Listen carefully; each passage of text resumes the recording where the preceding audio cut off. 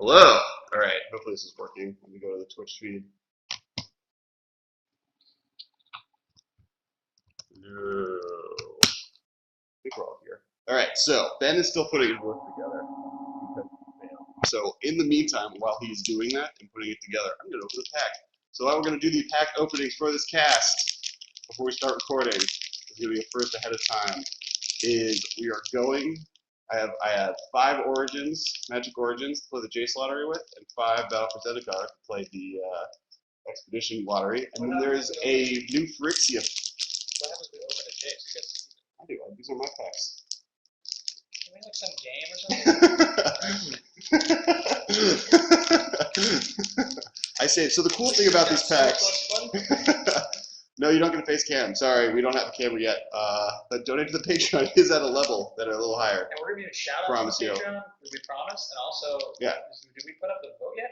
Yeah, the vote is on right now. It's live. Yeah. Mark on the Twitter. Mark Madness is going up right now. Talking, we can not really know this stuff. Yeah. Stop. Yeah. Do your work. So we're not even recording. This is the pre-show. You even get to hear when we announce things. But also in this pack, there was one new Phyrexia pack that is going to be random. I'm not going to look every time I pick one. So we're going to put it out. Yeah, maybe it'll be exciting. Birthing pod. Everyone will be really sad together. I guess what's the best way you can have an Phyrexia now? That you have like Elishorn's an option to get. Not even that expensive. Karn.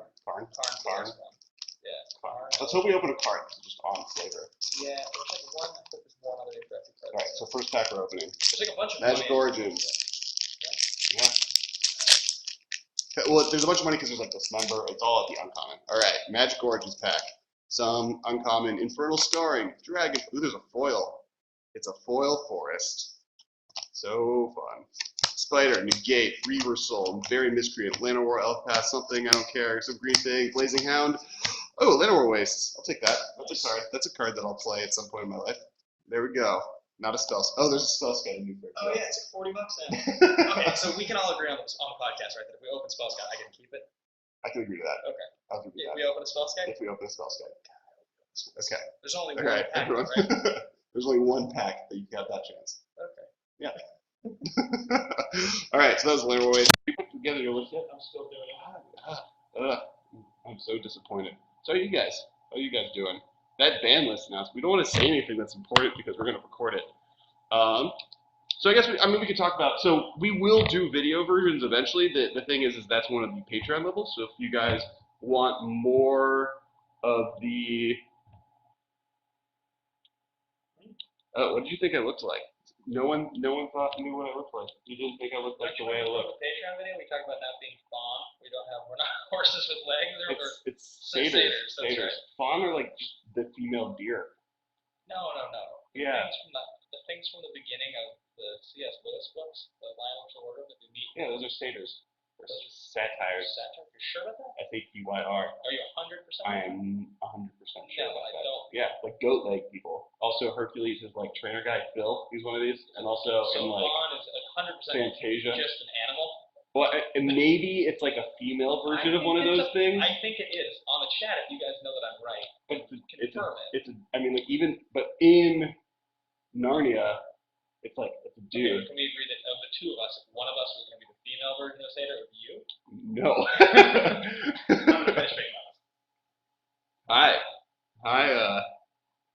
I can't read. Your things are too far away for me to read. We're not trolls. We don't know. Just because I don't know what's going on. The massive mode. Okay, what do we look like? Come on, give us information. I want to know what Army 88 strong thought I looked like before this all went down. I want you to paint me a word picture. All right, let me look at the Twitch stream and see how many people are here, because for some reason this thing doesn't tell you.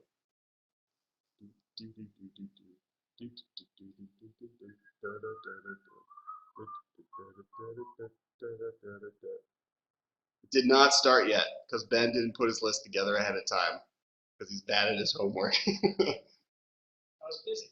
My PE teacher would just give people Fs and then call them fat.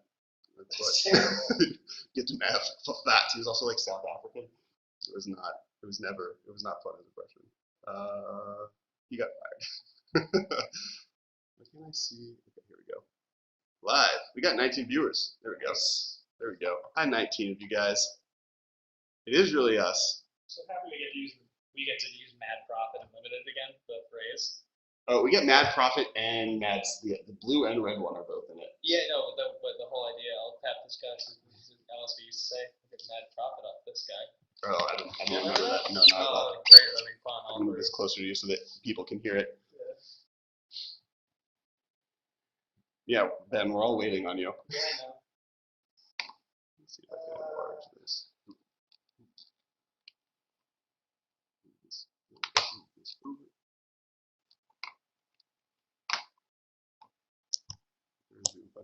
Okay. All right. Hi, Jack Urbanus. Oh, you two guys all the time. Hey, Jack. How's it going? This stream equals sleep? No. Okay, I'm opening another pack. It's going to be Magic Origins this time. Oh, we did that last time. Battle for Zendikar. This one feels... Feel this one? This one feels like I'm going to open some expedition sexiness. Yeah, everyone's angry at you. All right. Well, I can start with an unfinished list. Myers Malice, Giant Mantis, Brilliant Spec. All these cards are bad. I hated this set. Corcastigator, Worm, Mortuary Mire, Coil, Looming Spires, Devoid Things, and the rare is a Ruinous Path. Oh, I do get my favorite full art land. It's the Noah Bradley Island and Ruinous Path. Gonna destroy creature or planeswalker at sorcery speed. Okay, so what we're gonna do right now is we're gonna pause this. Is we're gonna do some Twitter shoutouts. We're gonna start the show with that. Okay, we're ready to start. Yeah, why don't we just start? Because the Twitter shoutouts will take a couple minutes. Sure. You can introduce things, and I'm almost done. Okay. It's early. Okay. Late. It's late. All right, you ready? Yeah, let's do it. All right, everyone, you guys ready? Yeah, we kind of just yell at each other for not knowing what's going on. All right. Fawns and satyrs are closely associated. They're different, but for the purpose of Magic, they'd both be on the same creature I type. swear to you, in Line of in the Wardrobe, they meet a fawn in the forest. That's what happens. They always imagine I'd be a really tall, really pale guy. This stream now? No, I'm not streaming. I got to go to Twitter. I'm doing that story for you so you didn't get the iTunes. I got it. All right, we're streaming now live on Twitch. All right. Hitting the record button. All right. Let's do it. Guys ready? Let's do this. Music. And welcome back to Masters of Modern. I am your host, Alex Kessler, here with my co-host, Ben Bateman. What's up, everybody? How's it going? Welcome to Ban List Day, to set review, to Twitter shoutouts. Yeah, there's a bunch. It's episode. live. Oh, yeah, so for those who don't know, we're actually joined by a bunch of people, currently 19 people, because this is the live stream. Once a month, because of our Patreon, we're doing a live stream now. And Marchwalker Madness. The finals happening as we speak As right we now. speak. We put it on Twitter. Yeah, I'm going to go see what it's at. Well, you got to go vote. Yeah, Liliana go vote. versus Karn for the best modern Planeswalker. That's a big deal. That's a big deal. Some of the upsets recently were insane. I couldn't believe it. No, I think, like, Johnny Vengeance getting as far as it did was insane, as was, but Arlen Court getting to the semifinals. Beating Jace Prince Prodigy maybe was the biggest thing. Oh, yeah. My Lord, how did that happen? He's number 2. Yeah. That was totally crazy to me. Yeah. I don't agree with it at all. You don't agree with that at all? I was totally against Well, that. currently Liliana the Veil is winning 60-40 Yeah, with 57 votes. That makes sense. Everyone wants Karn to win. What if Karn won? That'd be such a It wouldn't blowout. surprise me. Yeah. I mean, I feel like people are way less sick of Karn. What's insane about those two cards is they're almost exactly the same. Yeah, exactly. They both cost 3 mana. I'm doing bunny ears. Bunny ears, yeah. They both just have target player discards a card. Right. Destroy target creature. Yep. And some ultimate that does something that doesn't matter. Yeah, I mean, and I would say, I just feel like people are more annoyed by playing against Liliana. It just shows up more often. Like with Karn, it's like it basically is playing one deck. Liliana has getting thrown into so many different decks and has been such a scourge of the format for so long. I don't know. I feel like all Jund and Junk decks are just basic. Like they're the same. All the Liliana decks are the same deck, and there's like 4 different versions of Tron. There's the 8 There's rack blue deck. Tron, blue white Tron. There's the 8-rack deck. There was Aggro Loam. Red green Tron, Madness, green white Tron. Yeah, I just mean that there's other Liliana's for what it does is a very unique card. That's because Karn to cost 3 mana involves exactly. a specific land base, or Liliana just costs actually 3 mana. Yeah, exactly. Karn needs the love because it got nerfed. Karn did? Yeah, yeah. Karn's not nerfed because his deck got nerfed. It no longer has late game. Actually nerfs Tron. Yeah, just it definitely does in a good way. Like the problem with Tron, like the reason Tron was like, I would argue that counterspell decks don't exist in the format because of Tron, because of Ugin. Because like the guaranteed Emrakul that you could get like 1 splash Emrakul in your deck, but then you can, no matter what, you're gonna win in the long run. Right. that no longer exists. Yeah, I mean, I guess to me, like the number of times that I've lost against Tron when they actually go through the motions. I understand the inevitability factor is there. Sure. How many inevitable, like, how many grindy decks have you taken to a modern tournament in your life? Oh no.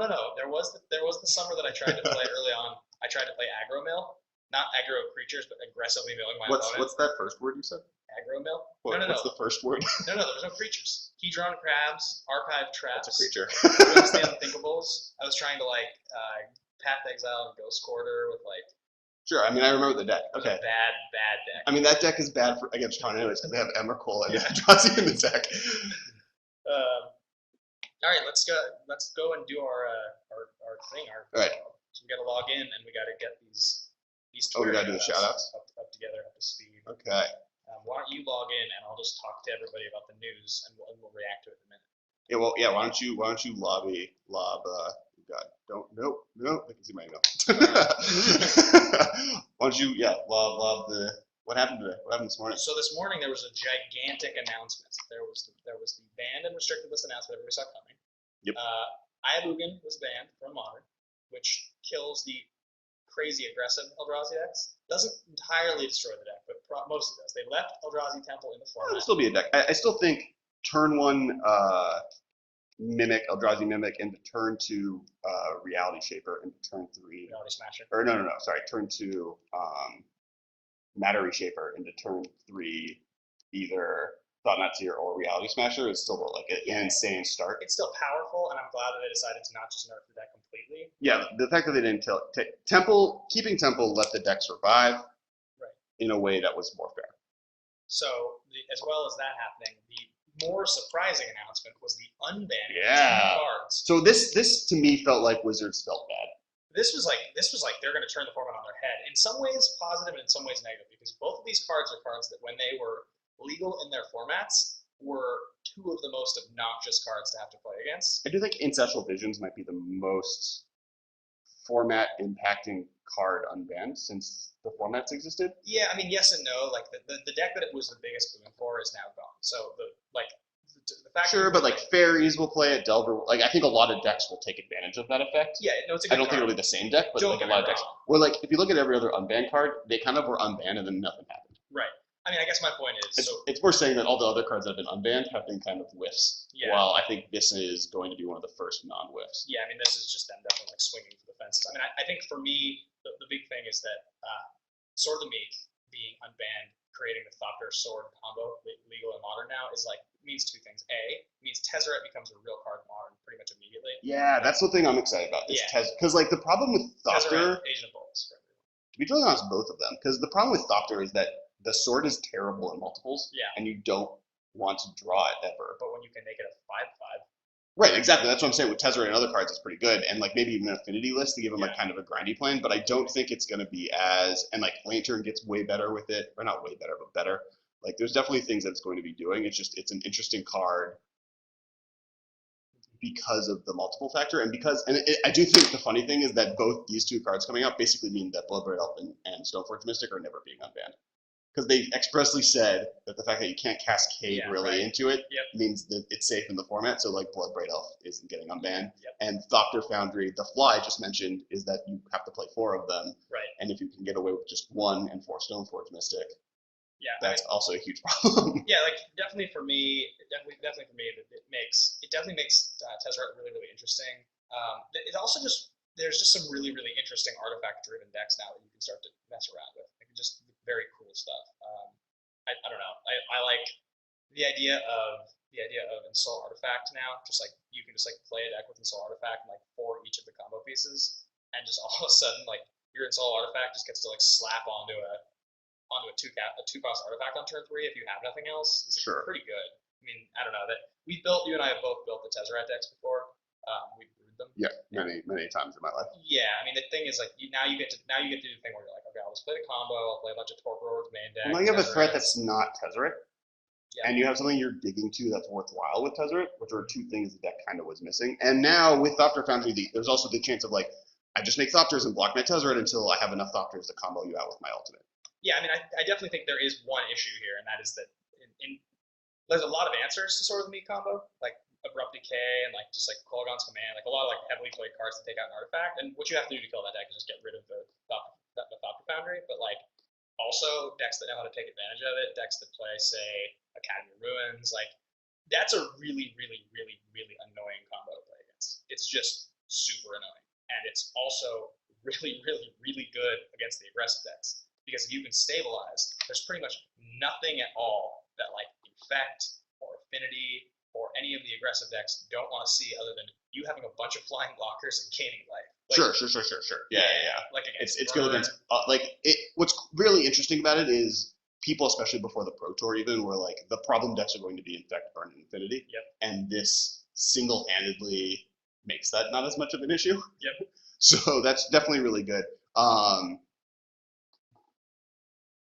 Yes. People on the Twitch stream. So some of them, I'm not Mr. Sledger. He's not sure how good Thopter Sword's going to be in Lantern control. Yeah. Thopter Sword doesn't do anything Lantern wants to be doing and requires some odd restructuring to make it work. Yeah, I was thinking about that. I mean, it's I don't know, like that deck to me is like, I guess it does give it one more win condition, which is definitely interesting. I mean, one of the inherent problems with that deck is that it can stall out and take too long, and if you play it improperly, it takes too long. I've seen people just like lose by not, if you make one mistake with that deck, you can let your opponent out from under it. Right. So, and you have nothing to back that up if you make that one mistake. There's not that many decks in Modern that one mistake will lose you the game. Sure. I mean, some, but that deck in particular, if you screw up once with that deck, you're bombed. So having the backup of just a really powerful combo goes a long way. Sure. Goes a super, super long way. So I don't know. What's the deck that you think is the Tezzeret deck the most exciting thing for you with the unbanning of Zordami? I think Esper in general is probably pretty decent. Just like a good old-fashioned control shell that's running like 2 of one and 2 of the other, and just is trying to get there. Right. I do think Ancestral Visions is the card I'm more excited to do stuff with. I was messing with some rug builds because you kind of want to be in a weird space with that card because you either want to be a control deck that just wants to refill their hand eventually and is going for the late game, right, or you want to just jam one early and have a way to get rid of it. I do think both make Jace way better. Yes. Or not way better, but better, because Ancestral Visions lets you discard. Yep. Or Jace lets you discard extra Thopter. So like both of these are cards that you can get gluttonous in your hand with cards that aren't good. Right. Like because with Ancestral Visions you get stuck with the copies you haven't suspended, and by the time you get these off, they're dead cards. And because with Thopter Foundry and Sword of the Meek, extra swords kind of don't do anything, and it's better to be in the graveyard anyways. Right.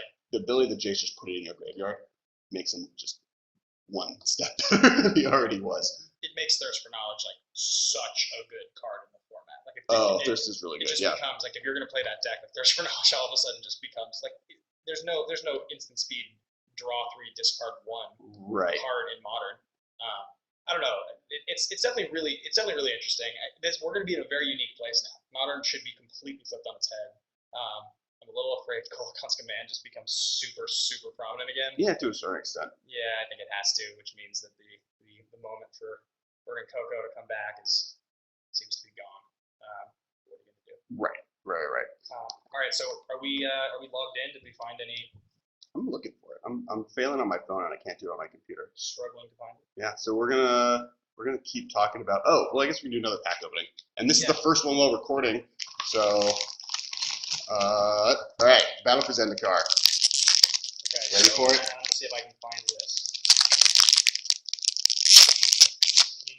All right, a bunch of cards that don't matter, a bunch of cards that don't matter. A bunch of uncommons, a Blight Herder. Blight Herder. That's it. That used to be good. That's a card that's no longer going to see play. Right. It's just so much worse than Reality Smasher. Yep. And the deck doesn't want 5-drops anymore because they're no longer 3-drops. So I 1-drops. Go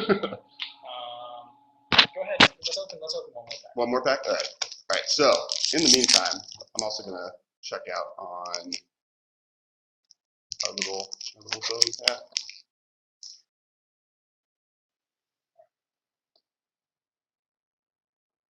All right, one more pack.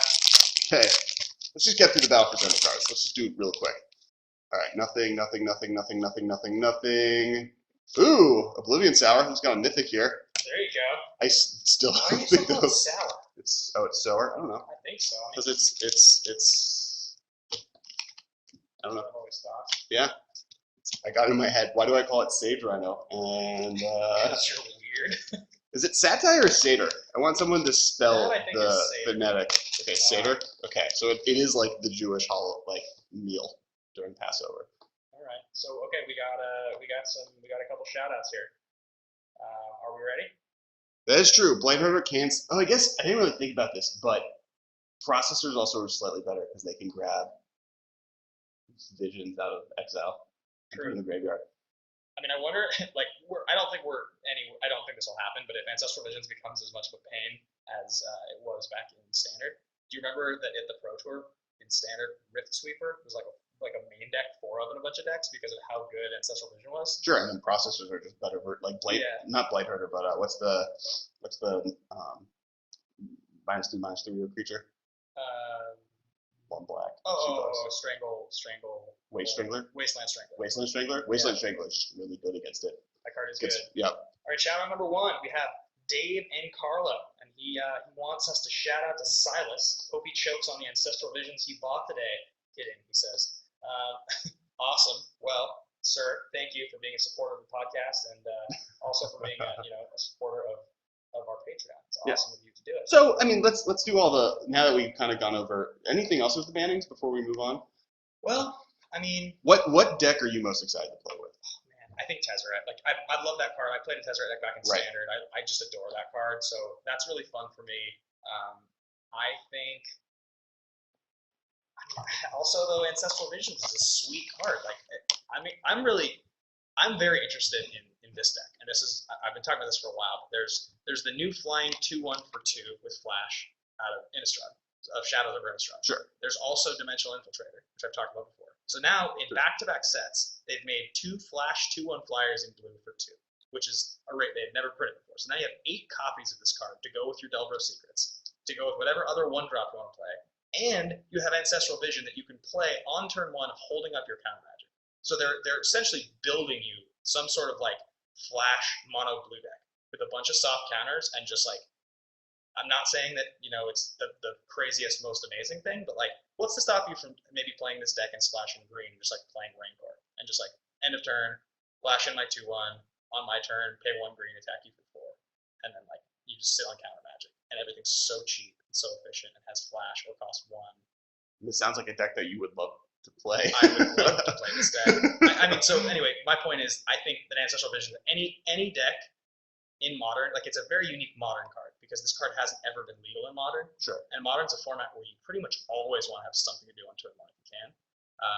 But it's a very, very interesting card because it's like turn 4 is supposed to be when this format happens. So the setup turn, the fact that you can play this for 1 mana, and by the time your deck is supposed to be doing something, you can sort of come back in. I don't know. I think it's gonna be pretty awesome. Like I'm just excited. There's a lot of room to brew. There's just a lot of room to brew. I'm most excited probably for like a bug list. Okay. Because I mentioned before that I want to play both of these cards on the list. But both of these cards, A, favor grindier strategies in many ways because it gives you more time to draw your cards, and B, you get Liliana and Jace. So getting both of them and being able to discard the extra Ancestral Visions or the extra Thopter combo pieces that you don't need seems so good. Plus Academy Ruins and Engineered Explosives is both good.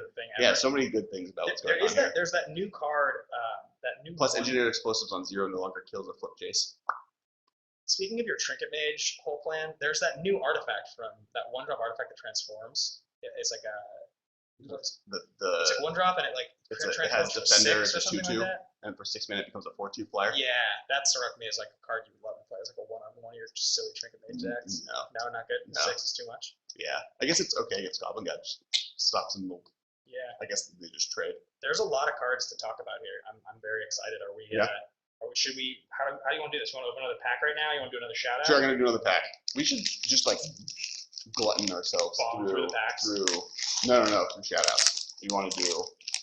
Well, yeah, we sent the message to our fans. Oh, guys. What? Get ready. Act of Treason, Mighty Leap, Macabre Waltz, Volcanic Rambler, Maritime Guard, Hitchclaw Recluse, Knight of the Pilgrim's Road, Nantuku Husk, Deep Sea Terror, Leaf Gilder, Seismic Elemental, Necromantic Summons, Fleshbag Marauder, one of my fan favorites, Jason's Prodigy. Oh, we opened a Jace! Yeah. Oh, and the mythic token from this. Wasn't the deal that we opened Bryn's Prodigy? I got to keep it? No, Wasn't no, that I'm the pretty deal? sure it was Spellskite. We just opened a $100 bill on the podcast, guys. Yeah, that's awesome. That's Well, so something that's cool to know about all these packs is these are all either Fat Pat packs or winnings from pre-releases. Yeah. Because I don't open them, but I also don't buy packs. So That's I've just been saving these. And so and generally pre-release packs and Fat Pat packs I feel like have a higher chance of getting mythic rares. Yeah. Just because they seed them for whatever reason. Right. Because didn't you I opened a pack with 4 mythics. What? Sorry, I opened a sealed pool. Oh, a fat pack? Not a fat pack, Sure. whatever the pack is called. A book. It's a book. The pre-release set thing. Oh, I got you. And I had, I think, 6 mythics in one, and one of them was foil, which is pretty insane. Yeah. And just because it's I don't know, it's seeded. That's my theory. Also, you automatically get an extra rare that could be a mythic, so I think that helps. I was unfortunately at my brother's bachelor party in Tahoe this weekend. It was one of those things where I was family or a Magic pre-release, and I was just like, oh god, I want to play in a pre-release so bad. And people are pretty excited that we've opened Jace on the cast. It's amazing. Yeah. I feel like there should be. I'm going to try by the end of this cast to convince you to sign it and give it away to a fan. I know it probably won't work. And then I'm also going to start a Twitter fan account and try to just win it from you. No, I'm just kidding. See, this is why I can't trust you. No, but I mean, it is pretty sweet that we just opened a Bryn's Prodigy. Yeah. You know, this is a super, just not good card. But I just was thinking, Jace is so good in Modern, and there's that new 4-drop Madness counterspell. I think it's 3 to counter normally, and then it has Madness 4. It's just counter target spell. And I just wonder, we've never had a looter in Modern anywhere near as good as Jace. Ever. Not even close. Sure. And Cancel's not playable. There's no way Cancel's playable in Modern. But the fact you can make it 1 mana. Is that in Future Sight? Because it's not in the new set. There's not 1 mana. What? It's Madness 4. Yeah, that's a new one. That seems worse. What is there? There was a. Back in the day, there was a 3 mana and then 1 mana for every card in your graveyard. Oh, Circular Logic? Yeah. But that's from Torment. I know. I don't know what's in Future Sight. Yeah. There's weird cards in that set. Yeah. I think with the bannings, that pretty much covers it, right? Do you want to do a quick? I'm now organizing my cards, so I'm just about ready to do our top 10s. Do you want to do a quick recap of the March Walker Madness really quickly? Sure. Because by the way, go to our Twitter, twitter.com/theMMcast. Find us. If you don't already have an account and you're listening to us right now, this is your chance to go start a Twitter in the next hour and 30 and vote on this to see who wins. Is it going to be Karn, or is it going to be Liliana, or is it going to be me winning the Jace we just opened? Guess I wasn't paying attention. He must have just been ignoring me. No, I'm trying to figure out Twitch stream stuff. I'm busy. So go and vote.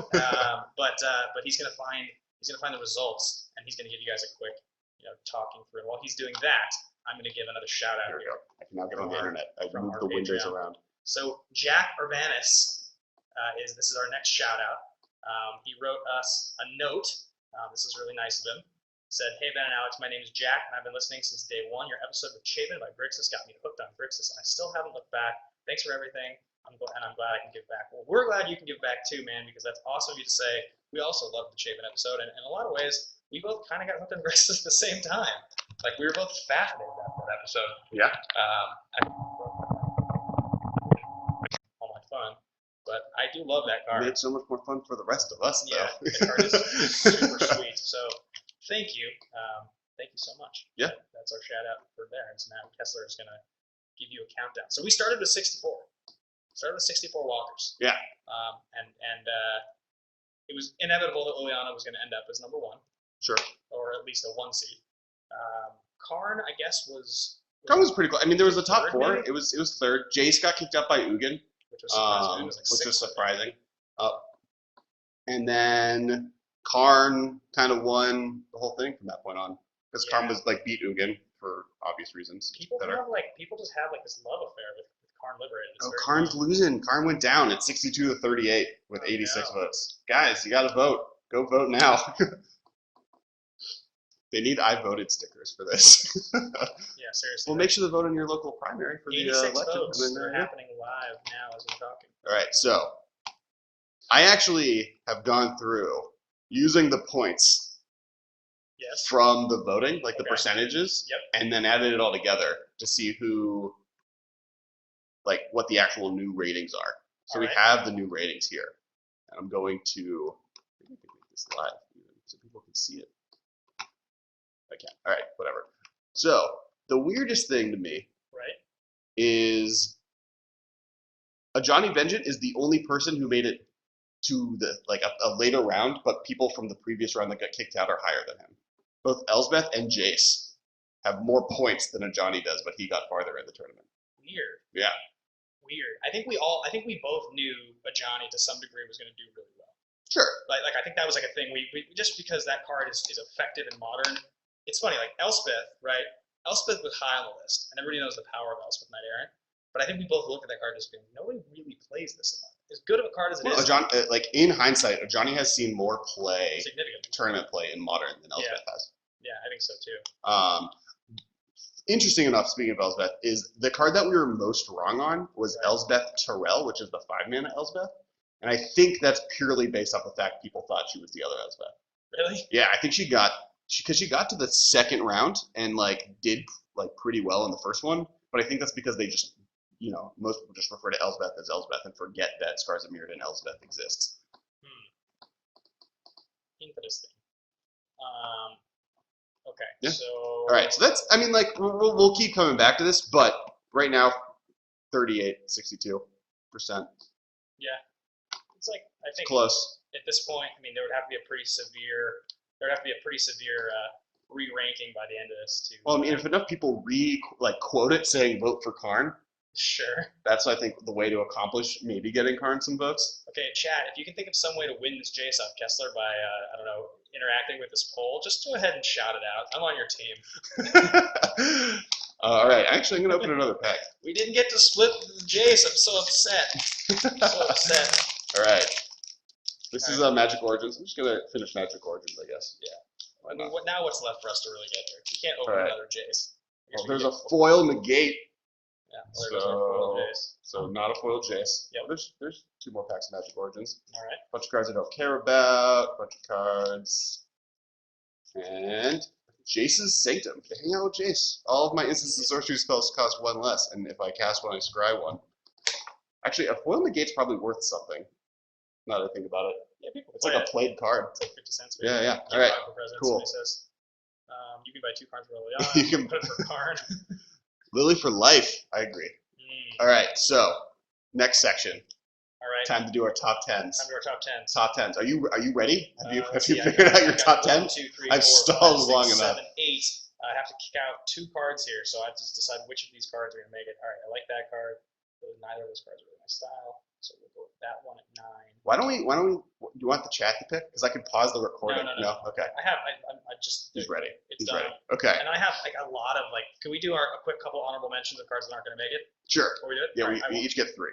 Okay, so this is a weird one, and this is not like me at all. But the card Grotesque Mutation, which I didn't use for the card, I just used for the art, because the art's awesome. Look at that. Look how cool that is. Oh, it looks like Have you seen the anime Parasite? You haven't seen the anime Parasite. It's like a hand with just carrots with parasitic sausage fingers. Yeah. They look like carrots. And also, they look like Eldrazi tentacles. And it's got a Sarlacc. It's got a Sarlacc for a palm.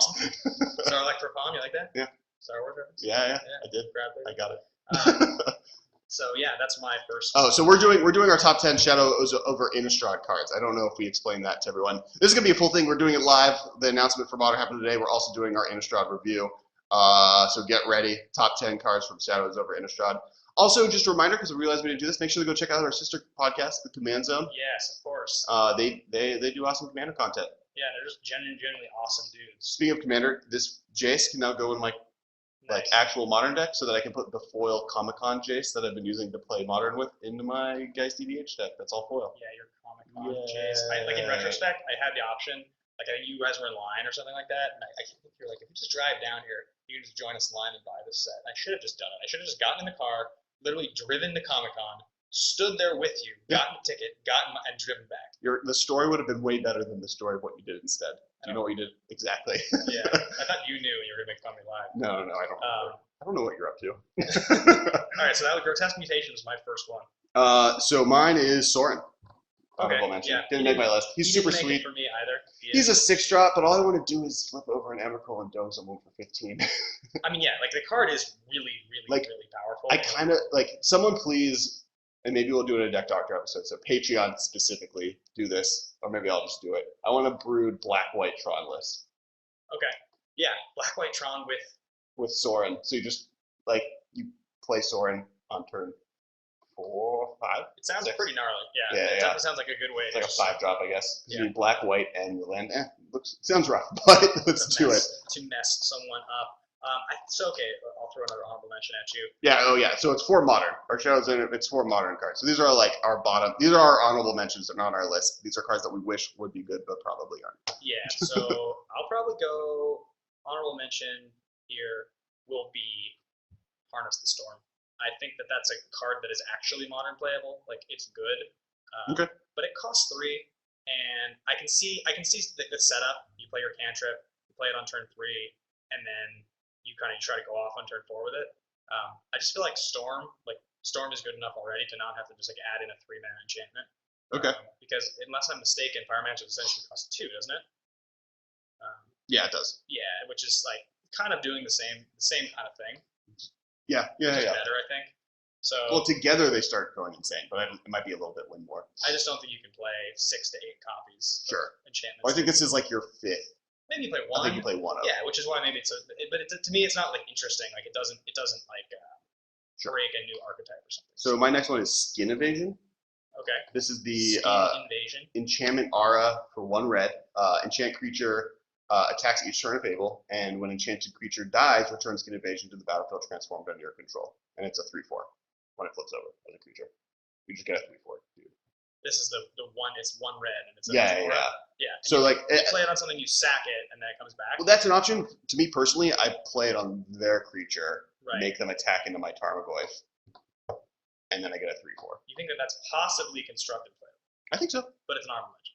Yeah, honorable mention. I think I definitely think this will see play in standard. I can't imagine it not. It's really, really strong for its convert mana cost. Yeah, it does seem sweet. There's a bunch of. Yep. A bunch of I got one more honorable mention that I'm willing to talk about, and then we need to get into our top 10. Okay.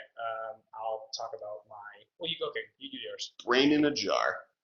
It's funny. That was totally on mine. That was totally the one that I wanted to talk about. I guess you say Brain in a Jar. We can share Brain in a Jar. I'll just say just because it's not on my list. Okay. Old Craft Scavenger, the new 3/4 for 2, the baby Tarmogoyf, okay. card. It's just not good enough for my list, but it is good. This is a really good set to me. Like this is just genuinely really good. Also, one of the cards that is definitely on your list that isn't on my list because I know how much you love it. I'm just gonna say it. I won't say it, but I know you know what it is because it's not my kind of card. Because of how much it costs. What card? I'm not gonna say it. I don't even know. I know what's on your list. Just not even because I know, but just because I know.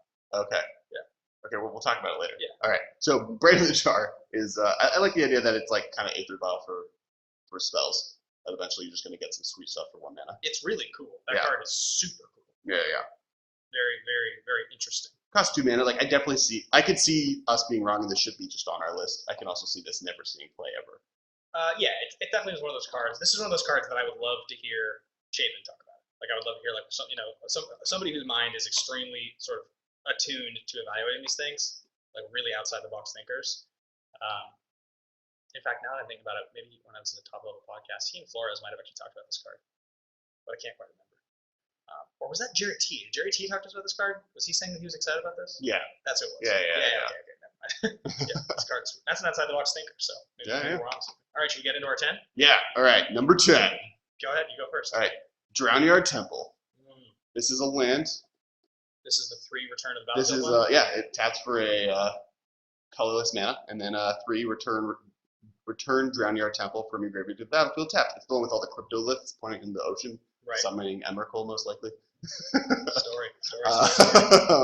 This is it. All the cryptoliths point here. Jace Bellerin, flavor text. So the reason I really like this card is it's good in the exact type of graveyard and grindy decks I like. Yes. It's good with Bloodghast because you can play it out of your graveyard. But also just in general, if this is in your graveyard, it's basically like a free Rampant Growth. It's a 3 mana Rampant Growth, but it's an instant speed Rampant Growth. Because it's a card that you cast it. It's basically drawing you a card and putting a card in the land of play and ramping you on turn 3, so your turn 4 you have 5 mana. Fair. Yeah, I get which I that. think is really strong. Yeah, I mean, I guess this is a build around me card. This is a card where you now you have access to a land that you can play directly from the graveyard for mana. So like this hasn't existed before. I mean, Sure. It's always interesting.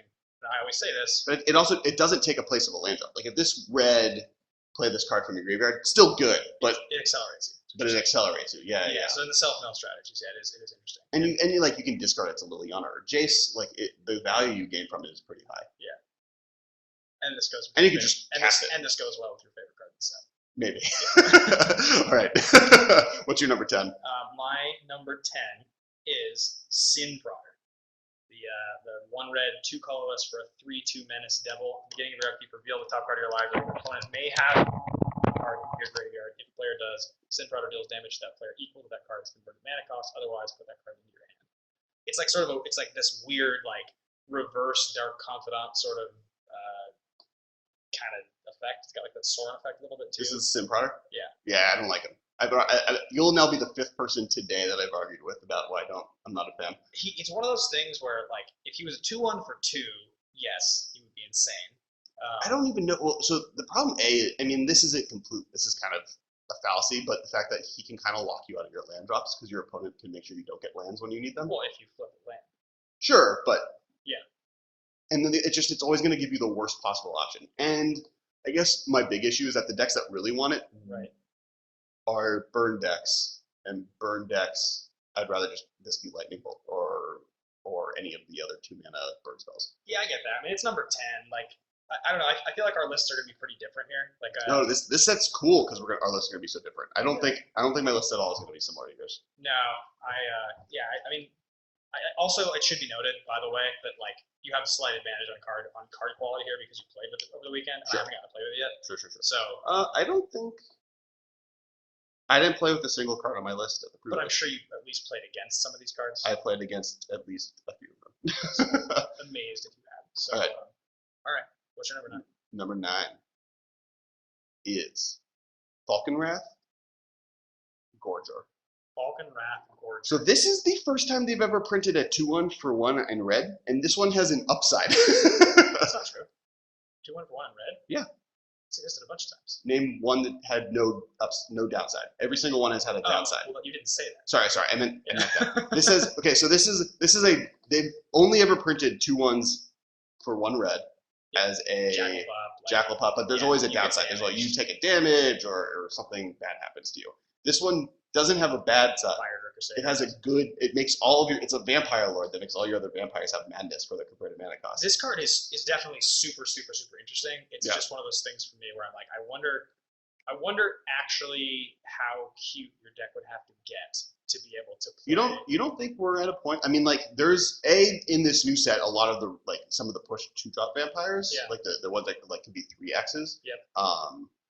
Have discard involved. There's the flip one. Also, I think you could probably get away with playing Olivia if you're going to push the vampire deck, like red black vampires in modern. Sure. But vampires now have had 4 sets where vampire tribal was a thing. An aggressive vampire tribal was pushed between the 2 Zendikar blocks and the 2 Innistrad blocks. Right. So I think I mean, like that's all that Merfolk really has. Merfolk has like classic cards plus like. Okay, Lorwyn. Here's Ares only has Lorwyn block, and it's like people think it's a playable modern, or it is a playable modern. It's tier 2, but maybe I like the card a lot. Definitely, the card is just outside my top 10. Like it's a very cool card, and it's a 2/1 that's not legendary. Forget the madness though. Just a 2 mana 1 red vampire in red. Like just the fact that you'll cast this and then on turn 2 you'll play like Bloodgash or something. Turn 3 you'll play one of the 3 lords. Followed by Vampire Nocturnus as a 4-drop. Yeah. Like, there's pretty insane things going on. Remind me with Madness creatures, you have to play them at the time you can cast them. Like, no. You can play them whenever. Instant speed. Yeah, whenever the discard happens. So you just play 4 Faithless Living, or and you play like. Yeah, and your Colorgon's commands get super interesting. Yeah. Like, during combat, you can burn, kill a creature and discard your own spell to put your own creature into play. Yeah, there's cool stuff you can do there. That's interesting. Sold you. All right, what's your number 9? Okay, my number 9 is the Thalia, where is it? Human Thalia's Lieutenant. What the heck's it called? Sorry, I'm trying to find it on my list. Thalia's Lieutenant, that's what it's called. Oh, it's the human lord. Yeah. 1 white, 1 colorless, human soldier, 1/1. When Thalia's Lieutenant enters the battlefield, put a 1/1 counter on each other human you control. Whenever another human enters the battlefield under your control, put a 1/1 counter on Thalia's Lieutenant. Super, super interesting card because Yeah, definitely powerful. Human lord, like it's a 2-mana lord, so that in general is powerful. And like you have this plus the 1-drop one that has the same ability that gets bigger. Plus you get your Mayor Brook. So that's like get in there. Yeah, I mean it's true. Like you can definitely. I guess you would need the correct 1-mana human.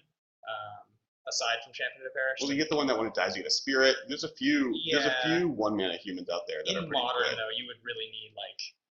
I'm sure there is a 1-mana human that is like the correct human, but I think this card's good. I think this card has quite a bit of potential. I think quite a bit of potential. Like it's 2-mana lord. I agree with you. Also, there's like with Merfolk are very specific. Humans are not that specific. There's a lot of humans in modern. Sure. So you get. Well, that's something interesting about this set, and it was really hard for me to kind of like whittle my list down. Avacyn Pilgrim, by the way, human. Yeah. Like Metal World that kind of white. Green, yeah. Something that's interesting about this set is that all the tribal deck cards make it kind of weird to rate them. When I was putting this, I had to kind of cut down on my tribal cards. And I think this goblin was the only one that, or not, this vampire was the only one that really made it. Yeah. Just because, like, if this is a deck, this card would be a part of it. But if that is not a deck, I don't think it'll be a part of the deck. I picked the vampire because I think it just has value beyond that, and the fact that it's the first positive 2/1 for red ever printed is kind of insane. Like that would be constructed playable if it was just a 2/1 for red in many a standard. How sweet is it that you could play 4 of this new Thalia's Lieutenant, 4 Maritime Brook, and 4 Dark Confidant, and then you could play 12 1-drops that are humans that are sweet, and then you have like you just have like Dark Confidant. Like black-white humans. And well, I guess green too. Then you get Bloodshot Champion. Yeah, I mean it seems fun. It seems like a super fun deck. The fact that you could play Dark Confidant as part of a tribal deck. Sure. Seems really fun to me. Yeah. That seems awesome. All right, next round 8. All right. It's your turn. Oh, I thought I just went. Yeah, but we'll pass back and forth. Sure. Don't make me start every time. Yeah. Number 8 for me is Arlen Cord. Arlen Cord. Green, red, 2 colorless. Okay. It's a flip Planeswalker. It is the new 4-drop in Jund. It is 3 loyalty, +1 until end of turn. Up to 1 target creature gets +2/+2 and gains vigilance and haste. That's a very cool ability. Definitely really good. Yeah. One thing I did mention in the previous cast spell, mentioned again, is that when we were ranking our Planeswalkers, I was super I had a lot of haterade for like all of the like Ralzeric and the new not Thassa, the green blue Planeswalker. The one. Kiora. Yeah, the new Kiora. In that, like, I don't think the untap a creature is a legitimate protection. Right. But I do think the +2 vigilance is kind of insane, and the vigilance on that is legit because like Tarmogoyf into her is insane. Totally. I mean, so her second ability is 0. Put a 2/2 green wolf creature token onto the battlefield. The crew just said Norin is a good red human. That with Champion of the Parish you get value because it grows it. So we're going 4 color humans now. We just cut black. Yeah, that's true. It was I just like dark color. All right, continue. And then she flips, right? So Arlen Cord, you make your 2/2, and that flips Arlen Cord. So you play Arlen Cord, you get a 2/2, you flip Arlen Cord. Now it becomes Arlen Embraced by the Moon. It's a really cool art. This is a very cool looking Planeswalker. This in foil is going to be awesome. It's a werewolf. I've seen it in foil. Yeah? Is it awesome looking? Yeah. Yeah, love that. +1 creature you control, get +1/+1, get trample until end of turn. -1, Arlen Cord, Lightning Bolts, something. And -6, you get an emblem with creatures you control have haste and tap this creature with damage equal to its power to target creature player. So just an all-around good value 4-drop in a color that likes its value 4-drops. Right. Just like Huntmaster-ish, a little different than Huntmaster, but kind of plays in the same way. The thing is, there's a lot of options for that 4-drop slot, and I just think this card's sweet. I think this will definitely see play. People will definitely try this out. Mine's way higher. I have it on my list, but it's much higher than there. Yeah. Okay. I mean, yeah. Like I think some of the cards I put ahead of it are. Yeah. I'll talk about it more when we get to my turn. Sure. All right. My number 8, Avacyn Archangel. So I have Avacyn Archangel a little higher than you. Okay. Cool. Which is funny because I didn't like that card at first. Yeah. When I listened to our first live cast, which was the last time we talked about it. You were a little bit more on the haterade. I was hating on it a little bit. So ignore the flip. Okay. Ignore the flip. Sure. A 4/4 that makes something else that you're playing, like other creatures in play at that point, indestructible, including her, I think. Yep. Vigilance, Flying, Flash. is insane. Yep. Like I like Restoration Angel is a good card, more because it's a 3/4 for flash than the actual ability gives. That's the thing people forgot when it first came out. They're like, oh, but how good is the blink? How am I going to force this blink? When they weren't thinking, oh wait, a 3/4 flash that has upside is insane. And now with standard, this is arguably better in standard. I would say the 4 mana, the 5 mana, the fact that it doesn't go infinite with Kiki Jiki hurts it, but I think this card's insane. I think it's really good. I am in total agreement with you. And then if you flip it, it's like a crazy board wipe, and you have a giant flyer, and how do they deal with that? Look, Sarah Angel today was considered too good for standard. Okay, right. Sarah Angel is this card with vigilance and not that was with flash. Black Lotus. Yeah, like this is totally nuts. So if anybody who doesn't know what the Avacyn Angel does yet, it's white 3 for a 4/4 flying flash, and it has transform. Vigilance. Flying flash vigilance. And when it enters the battlefield, creatures you control gain indestructible until end of turn, and it transforms if another creature, non-angel creature, dies under your control. Flips over into a 6/5 flying. When it transforms, deals 3 damage to each other creature and each opponent. Sure. Just a beast of a card, honestly. Like, just like you need to deal 5 damage to kill this card in Modern, so you're not going to bolt it. You could bolt snap bolt it, but like you need to path this. But bolt snap bolting anything is going to kill it. Kill anything. With the rules change, her backside is not 0 cost to be decayed. It costs 5.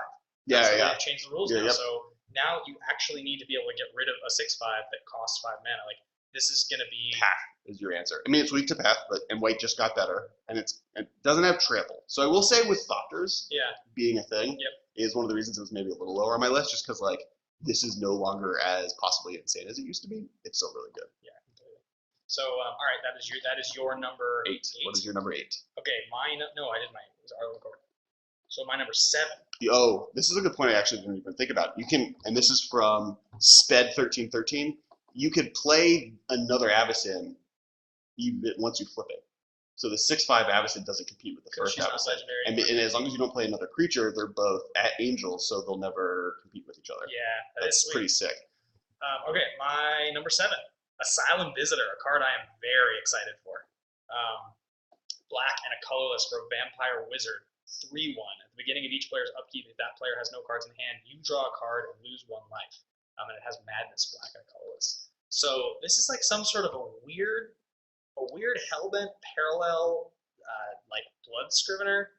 No, this card's sweet. This just cut. I just cut this from my list. First off, 3/1 for 2 is pretty good. It's a vampire. Speaking of that vampire tribal, a wizard. Like it's all sure. no, I'm just saying like they're relevant card types. Like wizard is not as tribal as vampire is, obviously, but like there's definitely something interesting there. This card is good. This card.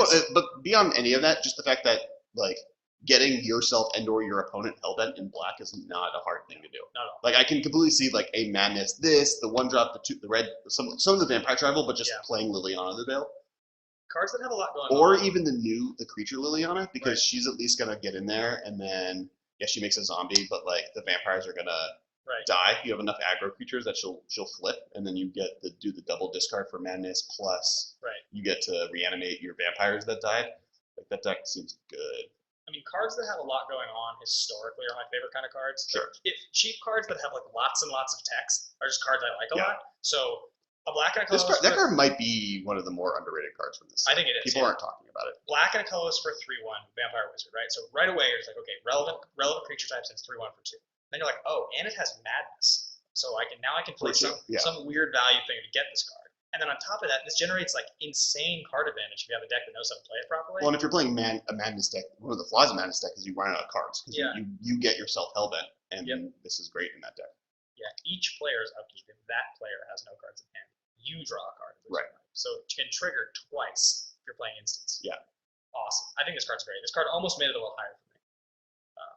All right. What do you got for number 7? Number 7. Prized Amalgam. This is the black. I was looking at you. I said this thing seems clunky and slow, but I get it. He didn't make my list. So for people that don't know, it's 1 colorless blue-black creature type zombie. It's a 3/3. Whenever a creature enters the battlefield, if it entered from your graveyard or you cast it from your graveyard, return Prized Amalgam from your graveyard to the battlefield, tapped at the beginning of the next end step. So the reason I like this card, is that it's Vengevines 3, 4, 5, 6, 7. Yeah. Just it's way easier to work towards because Bloodghast brings it back. It's less fast, so you don't have the combo win, but you can very easily have a Bloodghast and this in your graveyard, even on your opponent's turn, do some Dread shenanigans by drawing cards at instant speed, and just fetch. And your Bloodghast will come back, and then this will bring back. So you're on your upkeep, you have the 4 power plus the Bloodghast, and if you can do it, and then at that point, because it's a zombie, and this is why it's relevant, is you can then use Grave Crawlers and cast them to bring your Vengevines back, doing a lot of damage. So pretty much, it's like this is like how we work. The card works as Vengevine, it makes your list. If the card works with Grand Architect, it makes my list. Yes. And that's just how it is. Right, and that's the only reason I like this card. Yeah. But there's no way I'm not putting it on my list. Yeah, I mean, there are some interesting cards that enter from the graveyard, and even especially a card from this set that I'm sure probably we'll talk about later in our lists, I'm guessing. But I could be wrong. Sure. So yeah, but it's a 3/3. That's for me. That's the issue. It's a 3/3 for 3. So but it's a 3/3 for 1. Yeah. Right. Or really, it's a 3/3 for free. So 3/3 for free. Fun. No, it just rhymed. Just a rhyme. So we're on to number 6 now, right? See, he thinks it seems good. Sir, you. Yeah. 1996 is on my side. What's your number 6? My number 6. It's the new cycle of dual lands. The reveal a land. Really? Lands. Yeah. Well, I just here's the reason I thought about it. So first of all, you play fetch shock mana bases, and you play a lot of fetches, and you play a few shocks, and that tends to just be the way it works. But imagine if you were to balance your deck in such a way that you played a lot more shocks and less fetches and more of these guys, right?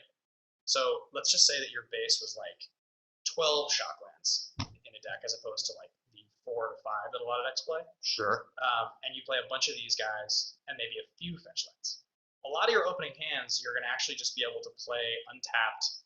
Instead of taking 3, you'll be able to take none on turn 1 to hit your Thoughtseize or to hit your Delver or whatever it is. And I think you can sequence properly. Now, I haven't tested these extensively, but the more I thought about it, I do think that I can see them seeing play. So, like, there's something that's always been a problem with fetch lands, or lands in general, is that generally they favor the control deck, right? Because it's hard to get untapped lands early that punish you late. That's why the fast lands are so good in a lot of combo decks or aggro decks for the first time. That was kind of the first time they ever did this, where this is a card that is good on turn 1. Right. And what I like about this one is it allows you kind of do that. It's like fast lands 5 through 8. Exactly. And from that perspective, I can see where you're saying that these are good cards to kind of let you have aggressive starts that aren't going to be so punishing against your life total, right? Which is important. So I get that. And the fast lands are really good. The fast lands are historically lands that actually end up seeing play in a lot of modern decks, and they were underrated for a long time. They didn't see play for quite a while.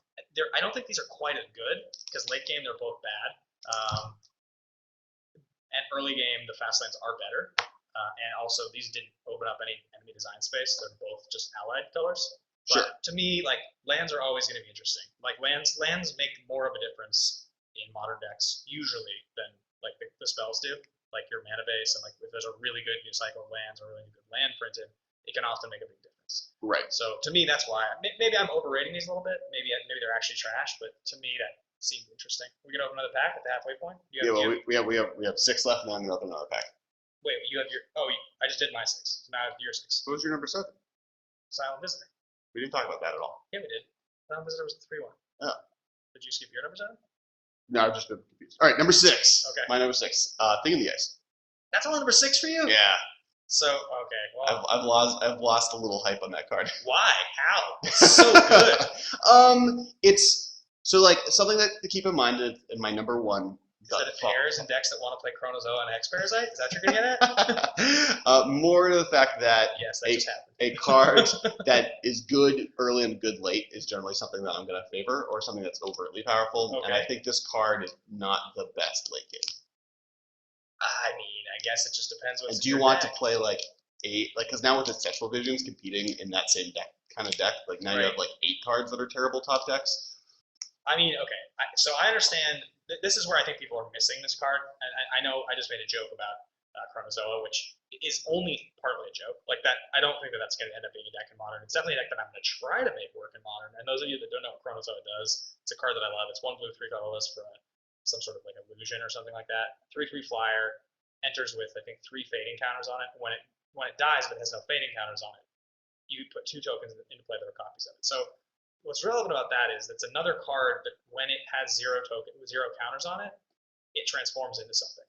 And you have Planeswalkers in this format, you have Hex Parasite, you have Vampire Hex Mage, and you now have these cards. So it's one of those things where I'm like, okay, we're getting an interesting design space where this hasn't existed before, this hasn't been done before. To me, it's not that hard to imagine like playing Thing in the Ice in your main deck and then just like pairing it, like Hex Parasite's fine. Like, that card's totally fine, especially if you have an engine that lets it get big, which yeah, especially like if you. I mean, and then there's Liliana's the Veil. Like it definitely does stuff. I'm not disagreeing. It's on my top 10. I'm not saying this card isn't good. I guess I when I first saw it, I was much higher on it than I am now, and now I'm a little bit more afraid of its viability. Yeah, I mean, add that to the fact that the standard use of it is just like in spell decks. This card's really good. Add that to the fact that it's a horror, Spellskite's a horror, Hunted Horror is a horror. There is like a horror. I'm rolling my eyes at the horror idea, but at the tempo list or the spell-based control threats, I'm not fully against it because it is also like it's kind of a wall of omens card. It's really good. I mean, like it's really good. I think it is. I just don't know if it's my number 1 favorite card. So okay. All right, so now we're halfway point. We're at the halfway point. Gonna open a pack. This is the new Phyrexia pack. Okay. If this is a Spellskite, Ben gets it. Guys, we already opened up Jace. If we open up Spellskite, this is truly a special episode. All right. I am a fan of the front card. Not a Spellskite. It is a Suture Priest, though. Oh, I love Suture Priest. A Vault Scourge. Actually, Vault Scourge. How many of these are modern playable? Vault Scourge, Gitaxian Probe. Suture Priest is. I know. I'm saying the first 3 cards, all commons. Gitaxian Probe, Vault Scourge, Suture Priest, all have or Suture Priest is not one a Pro Tour, but Gitaxian Probe and Vault Scourge have both 1 Pro Tour. So Suture Priest is top 8 today. Glistener Elf. Wow. All right, it's lowering here. Okay. Full charge. Dismember, Valyria Sylvanica, Outcast. Not Valyria. That's a pretty. I mean, like that's kind of the thing with this set. The thing with New Phyrexia is how insane it is in Modern. Yeah. Out of all of these cards, out of 15 cards, 5 of them have 1 Pro Tours. 1 Pro Tours? Did Infect ever win a Pro Tour? Oh, maybe not. I don't think Infect does. 5 of them are tournament top 8 champions. I don't even know if Probe's ever won a Pro Tour. Yeah, it did. Was Probe in the Twin decks? Oh, maybe it did. Maybe win a Pro Tour is a strong. There's only been like 4 Modern Pro Tours. There hasn't been that many. All of them have won a GP, maybe. Yeah. Yeah, I think every single one of them. Yeah. But yeah, I don't think any of them. For sure. All right, cool. Dismember. I don't even think has Affinity ever won a Pro Tour. Dismember won a Pro Tour. Yeah. Most recently. Affinity never won a Pro Tour. Yeah. Okay, so I was wrong. You were totally wrong. I also think Pod ever won a Pro Tour. Yeah. I did. No, it didn't. It didn't. That was the Amulet Pro Tour. Man, I am shamed. Yeah. I'm gonna leave now. Everyone just has Ben by himself in the podcast. All right, that was cool. All right. Oh, wait, Amulet lost in the finals to something else. To Twin, maybe? I said Pod. Yeah, no, that was the one where Amulet got second. Justin Cohen lost, getting second place. He lost to Twin. He lost to Twin. Okay. Yeah. That's mixed up. Because Blood Moon against Pod. The guy cast Blood Moon twice. He just got wrecked. Yeah. All right. Number 5. I'm gonna go with mine. Traverse the Ullenwald. I have no idea if I said that correctly. Ullenwald. So this card's really interesting. It's sweet. So first, like we'll both talk Delirium in Limited was much harder than I thought it would be to pull off. Yeah. You had to actually work for it, which is cool. Like it's something you had to pay attention. You had to do it on purpose versus accidentally getting it sometimes. But in Modern, how often is a target for 4/5? Like all the time. Yeah, most of the time. Most of the time. Yep. So like this card, for those of you who don't know, it's 1 green for sorcery. Search your library for a basic land card, reveal it, and put it in your hand, then shuffle your library. If you have Delirium, which means that there are 4 more cards types among cards in your graveyard, instead search your library for a creature or land card, reveal it, and put it in your hand, then shuffle. So here's why this is relevant. It can get any land once its Delirium is turned on. Plus, it's a 1-mana creature tutor. I was gonna say, so the land thing is interesting, but getting Delirium in a deck to replace Sylvan Scrying or Expedition Map in the decks that want to do that, getting Delirium quickly is going to be harder than you'd think. So getting it really early in the we thought of it. Like Tron has sorceries and artifacts pretty consistently in its graveyard. Yeah. But getting a creature, a land, or an instant are the things that are difficult. So you could get you do get the green. You do get the red, the new Wrath. Yeah. The colorless Wrath, colorless. Bunny ears. So here's what's interesting. 1 green for a creature tutor in Modern is not something we have. That's Yeah, that doesn't exist. That's really good. No. People have even said that Eladamri's Call is something that they'd be interested in seeing in Modern, and a lot of people have said that's too good. So I think that 1 green for a sorcery in a format that if you build your deck correctly, you can like almost in any of the Malira decks, like those get a bunch of stuff in the graveyard really easily. Like that's just the one thing I like in rug decks that are playing Kiki. This is great in those. Like there's a bunch of places I can see this doing well in. So there's the interesting thing about this is that there is a wealth of modern combo creature decks that don't see play in Modern. And one of the reasons that they don't see play in Modern is because A, creatures are susceptible to removal, and B, because there's not a lot of great creature tutors in Modern.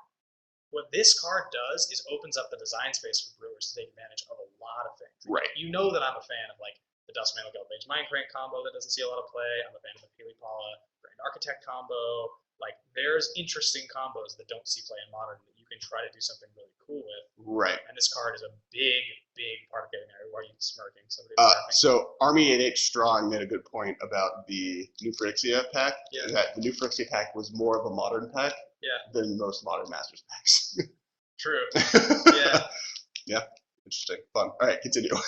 Yeah. No, this card's insane. I mean, it's Green Sun Zenith is banned, and arguably with Delirium on this card is better than Green Sun Zenith. You have to work for it, which is definitely relevant. That's not something that you. I guess it doesn't put it into play, but yeah, we can't just gloss over that. Like you do have to work to make this work. So that matters. But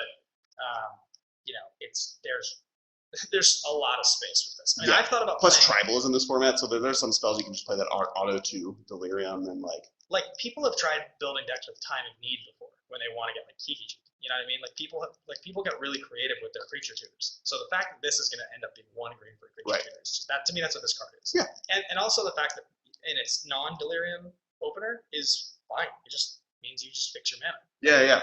It's just. I mean, it's not fine, but it's definitely something playable. And doing this and then snapping it back later when you have Delirium later is pretty good. Or with Jace even, there's a lot of cool things. I definitely want to play this in blue. Yeah. Like this in rug sounds sweet. Yeah, well, just also because it's a tutor that also makes your mulligans easier. So it's a tutor that you can keep a 1-lander now if this is in your opening hand, which is great. Yeah, I agree. So all right, that's your number 2. Not my number 2. That was my number 5. Sorry, that was number 5. What's your number 5? Addison. Okay. Yeah, we talked about that. Yeah, she's sweet. She's really good. Anything else? No, but I'm gonna move on to my number 4. Okay. My favorite card in the set. Okay, what's number 4? This is the wolf that I've been tweeting about that I love so much. This is your number 4? I love this card. This okay. And I'm sure, almost positive that I'm overrating this card.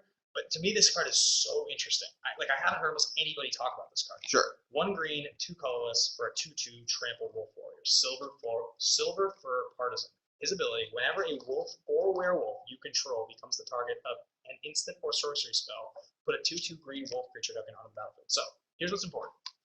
This is a heroic trigger on anybody's target. So a removal spell your opponent plays that's targeted, you get a wolf. Then that wolf has the same ability. So they haven't printed wolves or werewolves in Modern that aggressively yet, but we're not that far from it. Both major sets, and the first time we were in Innistrad, Mayor of Everrook is a pretty pushed werewolf lord. Card's because good. there weren't that many werewolves back then. It's kind of how the Eldrazi Eldrazi Temple and Ilugan were fine back in the day because who cares that your 9 mana cards have lands that make them cheaper. It's when they come back to the set and they we now have that above and beyond amount of tribal support is that when they start breaking. So Mayor of Everrook is definitely a card I'd be looking at. And they pushed both werewolves and vampires in this set, and zombies. All 3 of them have pretty sweet cards. So one thing that I and talked humans, about, all of them. One thing I talked about, I was tweeting about this last week quite a bit. So everybody has to remember here, Gutshot and Mutagenic Growth turn into instant speed 2 life for a 2/2 wolf as soon as you cast this card, which is so cool. The fact that he's a 2/2, that your Mutagenic Growth means I counter your Lightning Bolt, get a 2/2 off of your targeting, and get a 2/2 off of me targeting. So your Lightning Bolt is a 1/4 on trade. I get 4 more power out of it. Is nuts. Add that to the fact that Gutshot is a playable card in Modern and just has been a fringe playable card in Modern for a long time. So what if you build a deck that's Silver for Partisan, either a bunch of heroic creatures that make creatures and Young Pyromancer, or you go ahead and just play Phalanx Leaders, this card, for each of the Phyrexia mana spells, and then the best things you can think of that get better with +1/+1 counters on them, and then that's your deck. And then like, I don't know. I'm just sort of spiraling here, but I love this card. Like, love this card. I was tempted to put this card even higher because I think it's my favorite card in the whole set. I've been trying to brew this card for 2 weeks now. What do we have to say about this? Someone complained that a 2/1 flash flyer spirit card tribal is not your favorite card in your set, and it's disappointed in you. Well, I didn't include it. I didn't include it this time in my top 10. So it's an honorable mention, that one. But to me, I'm still like, I made my point. I made my point last set. So until I like prove myself right by actually like making a good deck with that, I can't just like. Well, now you have 4, and I mean now you have 2 of them. You have 8. I know. 8 copies. That's like what you need. I'm telling you. That's what you kind of said last time. With Delver and Ancestral Visions, like I'm telling you, we're not that far off from that being a thing. We're really not that far. I don't hate the idea of. Well, plus you can use this to get hexproof. Is the other one a spirit? No, it's an Eldrazi. It's an Eldrazi, and then Delver flips into a new Sure. There's also cards that like. Your tribal shenanigans aren't working out for you here. Yeah, aren't there cards also that like make creatures with flying better? Like, was Favorable Winds? Was that card that I'm forgetting? I have no idea. Nah, it's just creatures you control flying at +1/+1 for 2. It's an anthem for 2. Sure. All right, my number 4. You already said it, but on theme with your werewolf. Okay. With your werewolf friends. Arlencord, the Planeswalker. Got it. That card, I played against it. I didn't get to play with it, but I played against it at the pre-release. Right. Is insane. It is and it's super grindy, and it's exactly like the exact 4-drop that Judd kind of wants. Like, I think it replaces all the other 4-drops pretty quickly. It's another. The other reason I put it higher than I normally would was because of the Ancestral Visions unbanned. Right. Bloodbraid Elf is never going to be unbanned, so like the 4-drop slot in Jund is now very much up for grabs, and Arlencord seems better than anything else. I get that. No, I totally get that. That seems good. Like it out Olivia as a removal spell. It out value creature creating the other Huntmaster. Is it for it's sure better than Huntmaster? I want to say the only way Huntmaster is maybe stronger is the life gain. Interesting. How good does gain whatever amount of life it gains? I mean, it gains 2, and it also, yeah, I mean, it's true. I guess this is more controllable. Because you get the wolf, or you make your Tarmogoyf better. Like, it does everything you kind of want. It's super sweet. I get that. It's fair. And it goes like not just John. Like it go like I can't read this thing because it's too green, too bright. But I think it's Keith brought up. Like it definitely does strong things in other decks like Zoo. Oh yeah. Like imagine like playing Nacatl into this and then just making your Nacatl a 5/5 vigilance. Got it. So quickly, sorry, just jumping back to something somebody asked me this before, but Zada Hedron Grinder, the 4-mana legendary goblin, that has the copy all spells thing, doesn't do this. It doesn't work with the werewolf. Are you sure? Yeah, I checked. Okay. Because it's you have to cast the spell targeting it, and that just the copies put the spells on the stack. Copies the spell. So it's kind of like the storm thing. That's the whole deal with heroic. The deal with heroic and this card, which is like double heroic, is you have to cast it, which is great because it resolves on the resolutions on the targeting. Sure. Not the resolution of the spell, which is super positive. The other thing about that card to mention, by the way, guys, and if I ever do this in a tournament and I win, it'll be like the proudest moment of my life. This card with silver. Sorry, I just jumped ship back to Silverfur. Sure, it's fine. I don't know. Keep going. Travel preparations, which is like a common from the original Innistrad, which is like one of my favorite commons from Limited. Green and a colorless, put up to 2 +1/+1 counters up to 2 target creatures. Or it's put a 1/1 counter on up to 2 target creatures, and then it flashes back for white and a colorless. Is so bananas with Silverfur. It's like so good. You're spending 2 mana to put 2 power on the board, and then get 4 more power off of the targets, and then the next turn you get to do it again. Like it just seems insane. Probably not playable, but like seems like so much fun. So back to my card, Arlencord. No, it's really good. I mean, and we didn't really talk about the other end, which is relevant. Is it also pluses your whole team on the other side and gives them trample for that like almost a mini ultimate. Like it's actually I don't even know what its actual ultimate is, and I think that it's pretty irrelevant because its other 2 moves are so strong. But I'm gonna look it up because I feel like that's what's it called? Which one? Arlencord's ultimate. Oh, it's the fight. All of your wolves can tap to fight for 6 damage. To target creature or player. Oh yeah, she's nuts. Yeah. Oh man. It's like your new favorite card. Which is great. Okay, moving on. All right. Number 3. Or actually, before you do number 3, I think top 3 deserves a pack opening. I'm gonna do Battle for Zendikar. All right, we're adjusting now because the spell sky's off the table. What do I get? Come on, give me something. You already got a Jace. If you can have any of the Battleland expeditions. How about just any expedition? No. Fair, well played, sir. But what you're gonna open an Ayabugan expedition right now? Well, this is Battle for Zendikar, so I won't. Which is great. Okay. All right, a bunch of anything here. Anticipate. I can anticipate some great pulls. Yep. It's gold. March of the Tomb. Oh, that's the great. ally card. I will say, in March of the Tomb's defense, I really want to build, and I think that the Rally of the Ancestors is just better. But I want to build the 4 Halmar Excavator, which is the ally that when an ally enters the battlefield mill. Oh yeah. But if you get like 5 of them into play, you instantly win. Yep. It's gonna be sweet. It's gonna be sweet. All right, moving on. Moving on. The base. It's right there. Yeah. All right. All right, number 4. Number 3. Wait, I have my number 4. Oh, okay. Number 4. Anguish Unmaking. I don't know what that is. You don't know what it is? This is the lose 3 life Vindicate that doesn't hit a land. Oh, I do know what that is. Yeah. Okay, that's my 3. That's your 3? That's my number 3. Okay.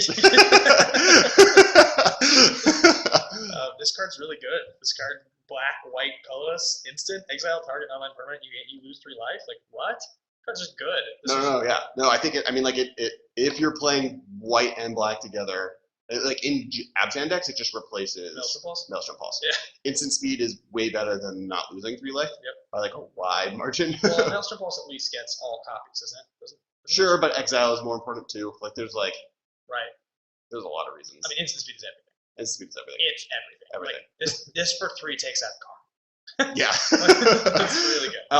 And like to continue this train of thought, like Esper, this is way better in Esper than like any other removal spell Esper has access to, because you can hold counter magic up and then exile a thing at the end of the turn. Like there's so many good things. Yeah. It's quite sweet. Are we really gonna release this, by the way, as a 2-hour podcast? I think so, yeah. Oh wow. Yeah. Okay. The whole thing. Cool. Yeah. And this is not the bonus episode. We have the bonus episode coming up soon. It's the lore episode. The lore I don't know if it'll happen this Friday because time wise. I'm gonna sit in on that one. Yeah. I'll be like, You'll ask questions. I'll be interviewing you. Yeah. You'll be the Fry of the podcast. It'll be good. All right, so that was a Futurama reference. I know it was. Yeah. Maybe people online didn't know. Okay. All right. Speaking of like non-magic related subjects, we got some good feedback to our Batman versus Superman rant last week. Yeah, so we'll do more like when we see like legit movies that we have opinions on. We'll probably do them at the end. Probably just rant about something today. Maybe. Did you watch The Walking Dead? No, I don't watch that show. How did you not watch that? I don't watch any Walking Dead. It's been bad since season 2. That's not true. It's been bad since season 3. 3.5 more bad, and the rest of it's been awesome. Okay, well, better and better. I've been done since 4. You're being rude. That disease in the prison, that was done. All right. Back to magic. All right. I have 3 left, and 2 of them I've already. I said my number 3, so it's your 3. Okay. Anguish Unmaking, card sweet. My number 3 is possibly my other favorite card, and that is. Is it the Flash 2/1 flag? Surprise! No, my other favorite card is Relentless Dead. Oh, this is the zombie dude. This card's so sweet. Yeah, not on my list. What? Yeah, I know. This is another card where it's just like they put so much text on this card. They put so many. Yeah, I like looked at it hard. I hoped you would put it on your list because I couldn't. I got to like take it off. Do you know that Gitrog's not on my list? That's not surprising. Yeah, Relentless Dead is. So now I feel absolved of all guilt. Are you sure that Gitrog's on my list? I know it's on your list.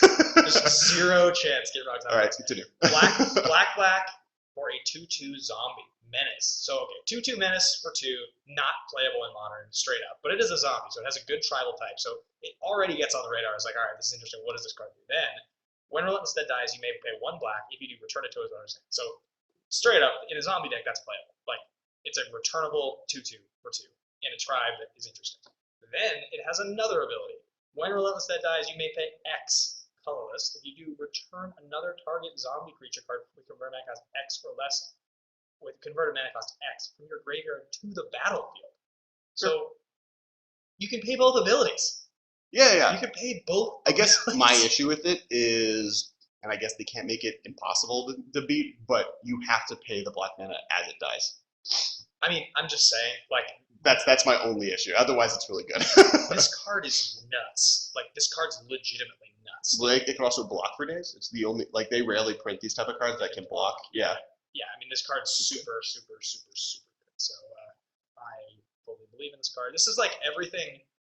This is everything that a prospective zombie deck needed. It needed a monster power 2-drop. Because you already had, like, Gravecrawler's a really, really strong 1-drop. Yeah. There's reasonable support. There's No, I think all of the Shards of Innistrad might get a shot on the arm for Modern. I wonder if Diregraph Captain becomes playable in Modern. Maybe not. Does Green Blue Zombies really a thing? I would imagine it's just like you get more value out of playing like the mono black devotion game plan where you, because like Gravecrawler into this guy into the 3-drop that has Undying into Messenger. into the 5-drop that drains them for infinite life seems really insane. Yeah, that's fair. All right, what's your number 3? My number 3 was Anguished Unmaking. Oh, that was your number 3. Yeah. This top is going to be not as fun. So I'm actually interested to see what people on the Twitch stream say. What are the chances that Tamio becomes good? No, it gets a card printed? Because I'm on the no way, but like people are on the yes way. You're saying the next set? In the next set. That's a story. Well, it's also a card. Like we'll get a card. Do you think there's going to be another blue Planeswalker in Modern Standard? Maybe. Like, just like blue-white or something? Maybe. Like, if we made another Tamio, it would have to be... I wouldn't want another 5-drop Tamio. I wouldn't want a 6-drop Tamio. Maybe like blue-white colors, 3-drop Tamio. Somehow Tamio gets, like, younger. What, does facelift? I don't know if Converted Mana Cost is age-related.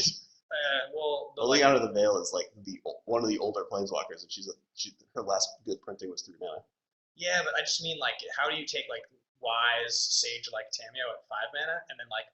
Because, like Converted Mana Cost is beefiness sometimes. Yeah. Like, think of the really expensive ones. Karn, Ugin, right. Garrick are all, like, the beefiest Planeswalkers. Sure. So, really, like, Tamio is, like, a leaf moon folk. She could be a 3 mana. Yeah. Just, like, naturally. I get that. Yeah, I mean, maybe. I don't know. That's if they print Tamio and it's 3 or less mana, I'll be. I mean, I don't think she's being printed. I think we're getting Liliana. Okay. I mean, not actually of the Veil, just a Liliana. It should be noted, unless I'm wrong here, I did not put Triskopobia on my list. Triskopobia? I did not either. That card is sweet, though. It's really interesting. It's funny, and it's cool. I think people were wrong that were playing black and had Triskophobia in their sealed pool this weekend and didn't play it. Yeah. Because I think you could just win off of it sometimes, and, like, the bad life gain is fine. Yeah, it's interesting. But just apologize to anybody who on the chat is like, I want to know about that card, because, like, that is the kind of card that I would normally play. And it does say you win on it. Yeah, that's the problem with both Standard and Modern for it right now is that there are lands that you can easily manipulate your life total with. Right. In Standard, once the pain lands rotate out, I'd actually think Triskophobia has chances of, like, doing well in tournaments.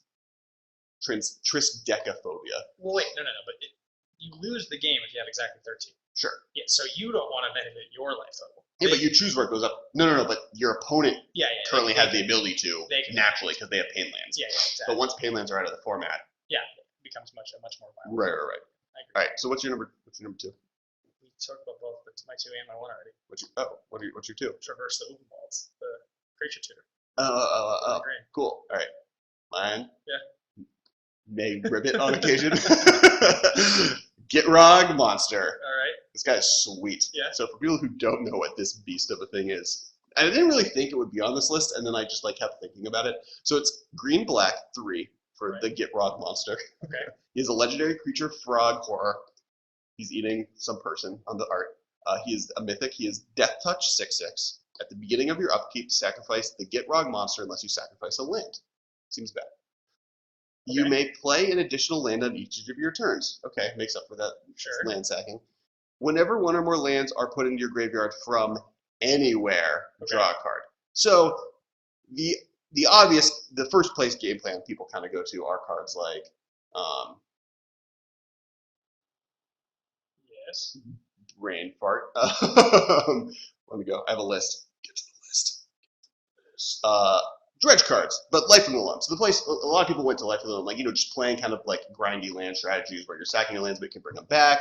You also have, there's an infinite combo with Dakmor Salvage. Yes. So Dakmor Salvage is the Dredge land. So Dredge 2. Dredge 2 or Dredge 1? Dredge 2. Okay. You knows? I'm literally looking at it right now. Got it. Also, I knew that before I looked at it. Yes, I know you And any type of land discard, but specifically Seismic Assault, infinitely kills your opponent because you discard the land, do 2 damage to your opponent, trigger get the frog, trigger dredge, bring it back to your hand, rinse and repeat.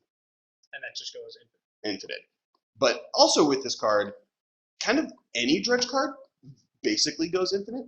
Right. And it's infinite Buddy Fingers, as Judd yelled at me earlier, because it's not technically infinite because it's equal to the size of your deck, but whatever. Infinite. Repeatable triggers. Because, like, the chances if you have a Golgari Gravetroll dredging, not hitting a land is really low. And each of the card draw triggers happens separately. So you can then discard it again to keep drawing, discard it to keep drawing. It's a repeatable effect. So you can pretty much, like, the chances of you not emptying your entire deck into your graveyard with Gitrog, a discard outlet, and any dredge card is pretty low. So I get it. The Gitrog monster. And then you have the deck will generally play like Lethalum, Seismic Assault. I also think this is something you just play at the top end of a Jung deck or a green-black deck. It's a horror. It's a that affects me 0. You play at the top end of Junk because like it's super grindy. It's really good with cards like Corsair Crucifix, because you can play the cards off the top of your deck as the additional cards. You're kind of building your own version, but it's also just a 5-mana 6/6 that just gets in there. Like it's really beefy. Like Path is the only thing that kills this card in the format. You have to make sure you don't die, but like Jundal is already good at casting expensive spells because it has all the discard available. And it's a frog eating someone. Yeah, no, it's also the sweetest card. I got this as my pre-release promo. Yeah, that's amazing. I have a foil one with the stamp. That's great. I'm so happy about this card existing. Yeah, it means a frog just eating a human. Like, doesn't get any better than that. No, it doesn't. It definitely doesn't. Yeah. All right, so that's your number 2. My number 1 is theMMcast. Cool. We'll talk about tell me about it. I mean, I talked about it pretty extensively that I want to build a deck with Chronozoa. Okay. I'm surprised my number 1's not on your list at all. I'm a little curious what it is, actually. I mean, if I just completely missed the boat on a card. I mean... You might have, because this was a card that everyone was talking about the pre-release, but I hadn't heard about until the pre-release. Is it that weird land? Yeah. It is. Yeah, it's that flip land? Yeah, so talk about your number 1. Think for the Ice. Why is it cool? Well, so Think from the Ice, like, I alluded to this already, but I really think that... it's a point that I bring up constantly, but like when you think about design space, right? And you think about what are things. So the card Chronozoa, I'll just use an example because it's related to this, and this is like my original thought process. I've always loved that card. That card's too slow for me. It's difficult. It's unfortunate that its toughness is 3. It's unfortunate that it becomes 4. Like it's obviously long game powerful, but it's just not something you can normally play. Sure. However, it's a card that benefits from one effect, which is that if you can remove the counters and you can cheat the counters, it gets really interesting. Now we have a 2-mana 0/4 in the format that wants the exact same thing. So all of a sudden, your card's like Hex Parasite, which, okay, it's a 1/1 for 1. So you kill my Hex Parasite by lightning bolting it, fine. Like, you just 1 for 1 being it cost me 1 mana. It's not the end of the world. Think about something like Bait Transfer. Do you even know what that card does? No. 1 black. Oh, I kind of know what this card Black, is. blue hybrid, and 1 colorless. Instant speed. Move all counters from one target creature to another target creature. So... Interesting, right? Now you have an instant speed transform thing in the ice. You can move all of the ice counters onto something else at instant speed. Flip it. Sure. Instant speed. You can target your Chronozoa in response to the lightning bolt. Move all of the vanishing counters onto something else. Though I think the vanishing trigger has to happen. No, when the last counter is removed. So it flips. It immediately disappears and then turns into 2 3/3s. Okay. Okay. So to me, I'm just like now I have 2 reasons to try to do the exact same thing. Add to that Vampire Hexmage, which is a 2/1 for 2 with the first strike that is doing something similar, is also interesting. And then lastly, you can get really, really interesting. Like this is something. This is like I brought this to the table and was talking about this when Thingmares got spoiled. But there's a weird card from Cold Snap called Sheltering Ancient, which is 1 green, 1 colorless for a 5/5 trample. At the beginning, cumulative upkeep, put a +1/+1 counter on a creature target opponent controls. So if you have things, if you're is he a whore? No. But I don't want to. He's a tree. but okay, if your Hex Parasite wants to eat counters to plus up, you can steal counters that you're giving your opponent's creatures. You can also steal counters off of your Sheltering Ancient because they are ice counters, age counters, or cumulative upkeep. So you can just keep it at 1. You can eat counters off. Like all I'm saying is we're a little clunky, but this is not something that we have seen before. And anytime we get a new strategy, something new introduced that brings up redundancy, it makes things interesting. So that's all I'm saying. Is Sure. That's why, to me, Thinking the Ice is already just the obvious use for it is really good. It's a 0/4 for 2 that in spell decks is just really good. Yeah, that's kind of where I'm at, and I think that is a place where you and me differ sometimes. I think this card could just be good by itself. I don't think you need the whole everything. Yeah, I'm just saying all about it. It's just it has a lot of play to it. Sure. What's your number? Westville Abbey. So this is that. I don't know how you don't have it. So it's like $20, right? So like I saw that on the way over here when I was reading about the card prices. Yeah. It's changed since the pre-release. But like I was still just like, okay, I just feel like maybe I'm missing something on this. It's always good. In standard is where it's like any deck that's not playing 3 colors should be playing 4. Okay, so it's a flip land rare that enters the battlefield untapped, and it taps to add waste mana. Yep. Then for 5 and a colorless, for 5 colorless and tap, pay 1 life, put a 1/1 white and black human cleric creature token on that. Sure. So it starts generating tokens. It's a value land. 5 mana, tap, sacrifice 5 creatures, transform Westville Abbey, then untap it. Becomes flying, lifelink, indestructible, haste, 9/7. So okay, for me, I'm like, this is fine. It's a colorless land that in Modern has to compete with other colorless lands, Sure. which are good. It's 5 mana and a life to make a 1/1, which is like, I mean, I get it. Like, if you just had the luxury of just playing as many colorless lands as you wanted, playing one of these in the deck, it's just like, why wouldn't you? If you had the access to it. Right. But to me, I'm just like, okay, most mana bases in Modern, and there's some that can support colorless. I would say that as far as the colorless lands available that don't require specific colors, right, this is maybe the second best colorless producing land in the format. Behind Ghostguard. Yeah. So for me, like I just look at that and I'm like, sacrifice 5 creatures, transform, and flip. It's like, if I have 5 creatures to sacrifice with this card, that feels like a win more ability. That just feels like you have to think about it more along the lines of Greater Gargadon. Not only does this have to make your opponent freak out the entire game to make sure you don't get to 5 creatures and just be able to sack for 9 damage. Okay. Because like there are creatures that aren't that, like Lingering Souls in Affinity. I wouldn't play this in Affinity, but like Lingering Souls specifically in grindy decks, where it's just like, oh, I have tokens, but I can't get through your things that are in my way, and I have to like somehow get around it.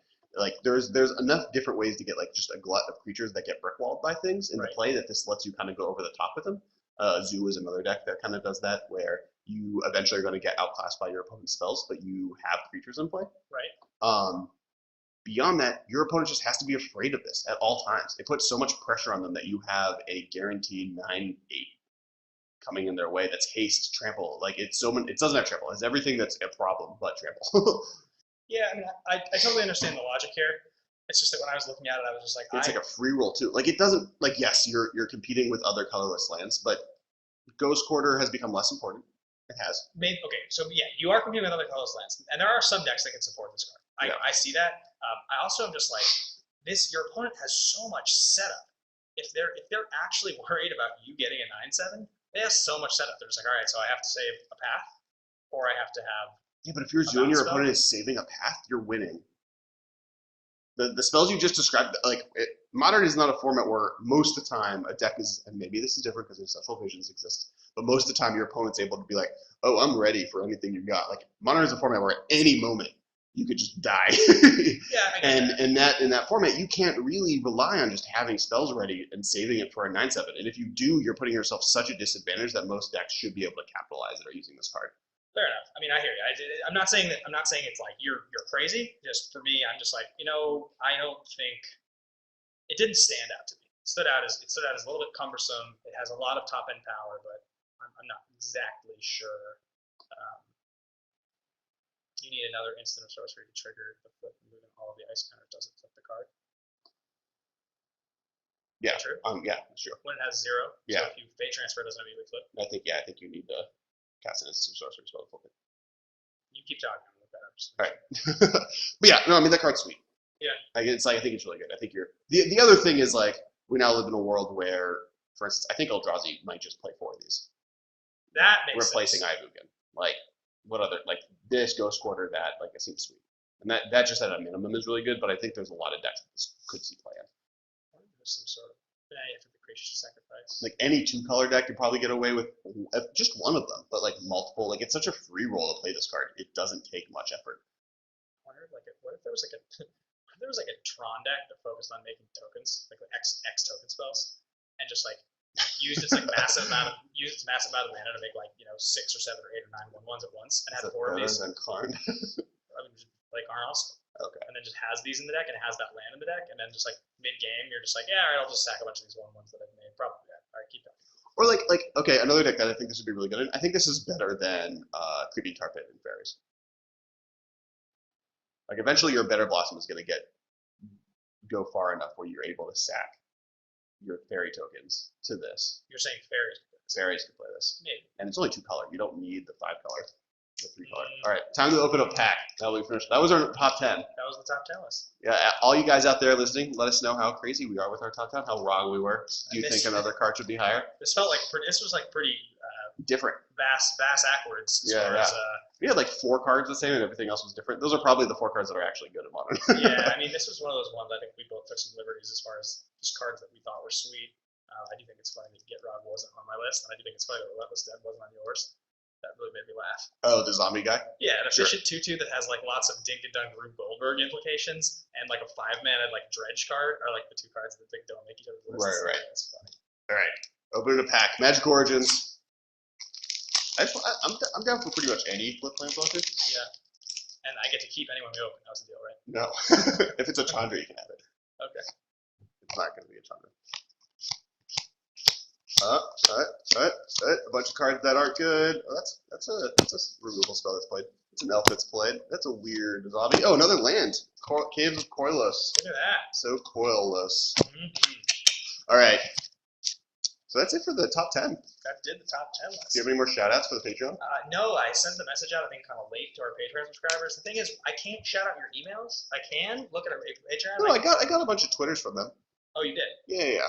Okay, I was giving people the option to send us a message. That's why I Okay, contacted all got the it. Patreon subscribers.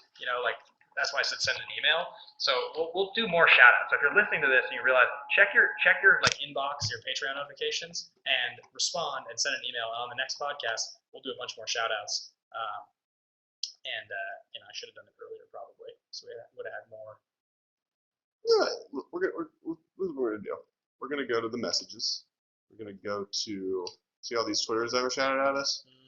Yeah. There we go. Wish you had told me that. I'm sorry. All right, let's talk. Here we go. All right, Nick Horvath, thanks for donating at Good Guy Guide. Good Guy Guide. Do you think he hangs out with Goblin Guide? I don't know. Did you like the new? By the way, the haste 1/1 haste. Werewolf? Yeah. I didn't see it once. He's interesting. Like I don't think he's good, but it got me thinking. It's like you're guaranteed the 1, and then if they don't have a 1-drop, he flips and you get it for 2 more on turn 2. Okay. I don't mind it. All right, Mike Morin, Sped 13. Yeah. So I Give him a shout out. He's the best. So any of you that are hearing your name that you feel you aren't getting justified because you didn't get a message, feel free to just send us a message. And I'm gonna guess Sped1313, who I just shouted out and just said something on the Twitter. Oh, here we go. Is Mike Morin, who is Sped13. If he's not, then there are 2 of you, and you need to meet. Yeah. So if you hear yourself and decide to. So Sped, type something. You're on the Twitch. Yep. It says yep. Yep. See. Nice. Good message. Give us a message. Yeah. All right. Brian McHugh at Mick.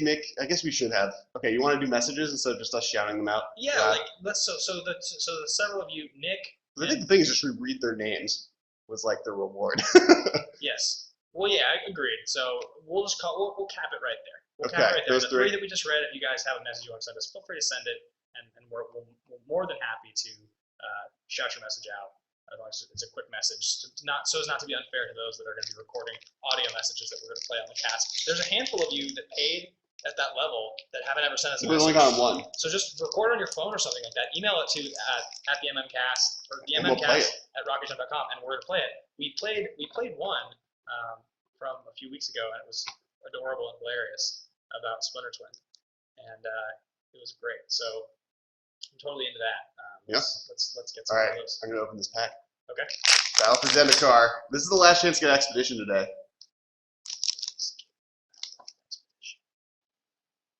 Plummet. Yeah. Coral Helm Guide. Myers Malice. Tajuro Stalwart. I really didn't like this set. Reckless Cohort. Inspired Charge. It's so much worse than the new set. Shadow Innistrad is so sweet. Just Stonehaven Medic, Smite the Monstrous, Kozilek's Channeler, Skitterskin, Windrider Patrol, Jaida Offshoot, dual full art land, and Brood Butcher. Brood Butcher. What a cool rare to open. I'm so excited. That was a fun one. Actually, that card would be sweet and limited though. It was sweet and limited, but not. That's not what this is about. All right. Last but not least, I think, touching all the garbage. All right. Magic Origins. Let me do this one. All right, you got This this. is my good luck touch. Yep. I'm just gonna open this right now and do a thing. All right. So here we go. Number 1, Amber Tactician, Fetid Imp, Smash the Smithereens, Negate, Bastard Gorger, Heavy Infantry, Bonded Construct, Prickle Boar, Reef Soul, Fairy Miscreant, Sky Snare Spider, Bounding Krasis. Sweet. Love me a Bounding Krasis. Sweet. Undercity Troll, Molten Vortex. That's the rare. Molten Vortex. It's sweet though. It's like Molten bad Vortex. Seismic Assault. Yeah, Molten Vortex. But it's like better in some other ways. It has its places. All right, well, there you go. That was the pod. I mean, do we want to talk about a thing? When you didn't watch The Walking Dead finale, which is the big thing to talk about, the national championship is happening as we speak. It was WrestleMania. I didn't watch that either. Yeah, I didn't watch I WrestleMania. started watching Game of Thrones again. You hyped for Game of Thrones? Game of Thrones is sweet. Yeah. I might be on the after this panel for that. Ooh. I filled in a couple times last season. I'm not sure. I'm trying to see if I can. You should get me on. I'd jump on that. I could talk about that for days. You'd have to go through a mountain of interested hosts. There's so many people who want that job. Yeah, I don't want that. I don't want to work for it. I just Yeah, want it to happen for me. Yeah, what else? What else is going on? I don't know if this is, I guess, news. I'll share it. I don't know if any of you guys are fans of the CW show The 100. Probably not, but maybe. Oh yeah, actually, okay. So this is our little last. Tell the world about what's happening. All right. So some of you may follow me on Twitter. I'm at Bateman Media, and I'm at Cass Wiley. yeah. And so I work for. I'm a freelancer, a host, and a multimedia host. So I do a bunch of work for a bunch of different companies. This one, RocketJump.com, is one of them. AfterBuzz TV is another. And I cover television shows.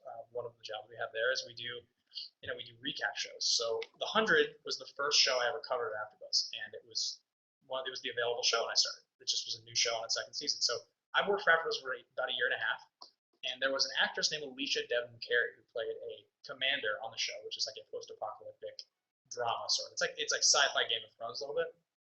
And she was a lesbian commander. And the lead on the show, also a woman, was a bisexual character. And they had a relationship on the show that was teased at for like 2 years. And so what happened was Alicia, if any of you watch Fear the Walking Dead, the spinoff, she plays the character Alicia on Fear the Walking Dead. So what happened was they killed off her character on the 100 in this very, very predictable way that goes along with, I guess, an existing trope in media called barrier gaze, where gay and lesbian characters often are killed in demeaning ways or irrelevant ways moments after they consummate their romantic relationships, which is precisely what happened on the 100. Exactly. She finally had her moment. She walks out. She takes a stray bullet. She dies. So what the showrunner failed to realize when this happened was that the massive, massive part of the audience was the LGBTQ community, and they loved this character, Alexa. So I cover both shows, incidentally. Of the 4 shows I covered, Fear the Walking Dead and The 100 are 2 of them. So I saw a post about the backlash that fans had against this show, and I knew that I was going to be interviewing Alicia Devon Carey at the Fear the Walking Dead Paley Fest event. And so I said, interesting article, great read, can't wait to talk to Alicia about this. And this was on like a Monday, and I had like 1,100 Twitter followers at the time, which would take me like a year and a half to build 1,100. Like, I'm by no means anybody.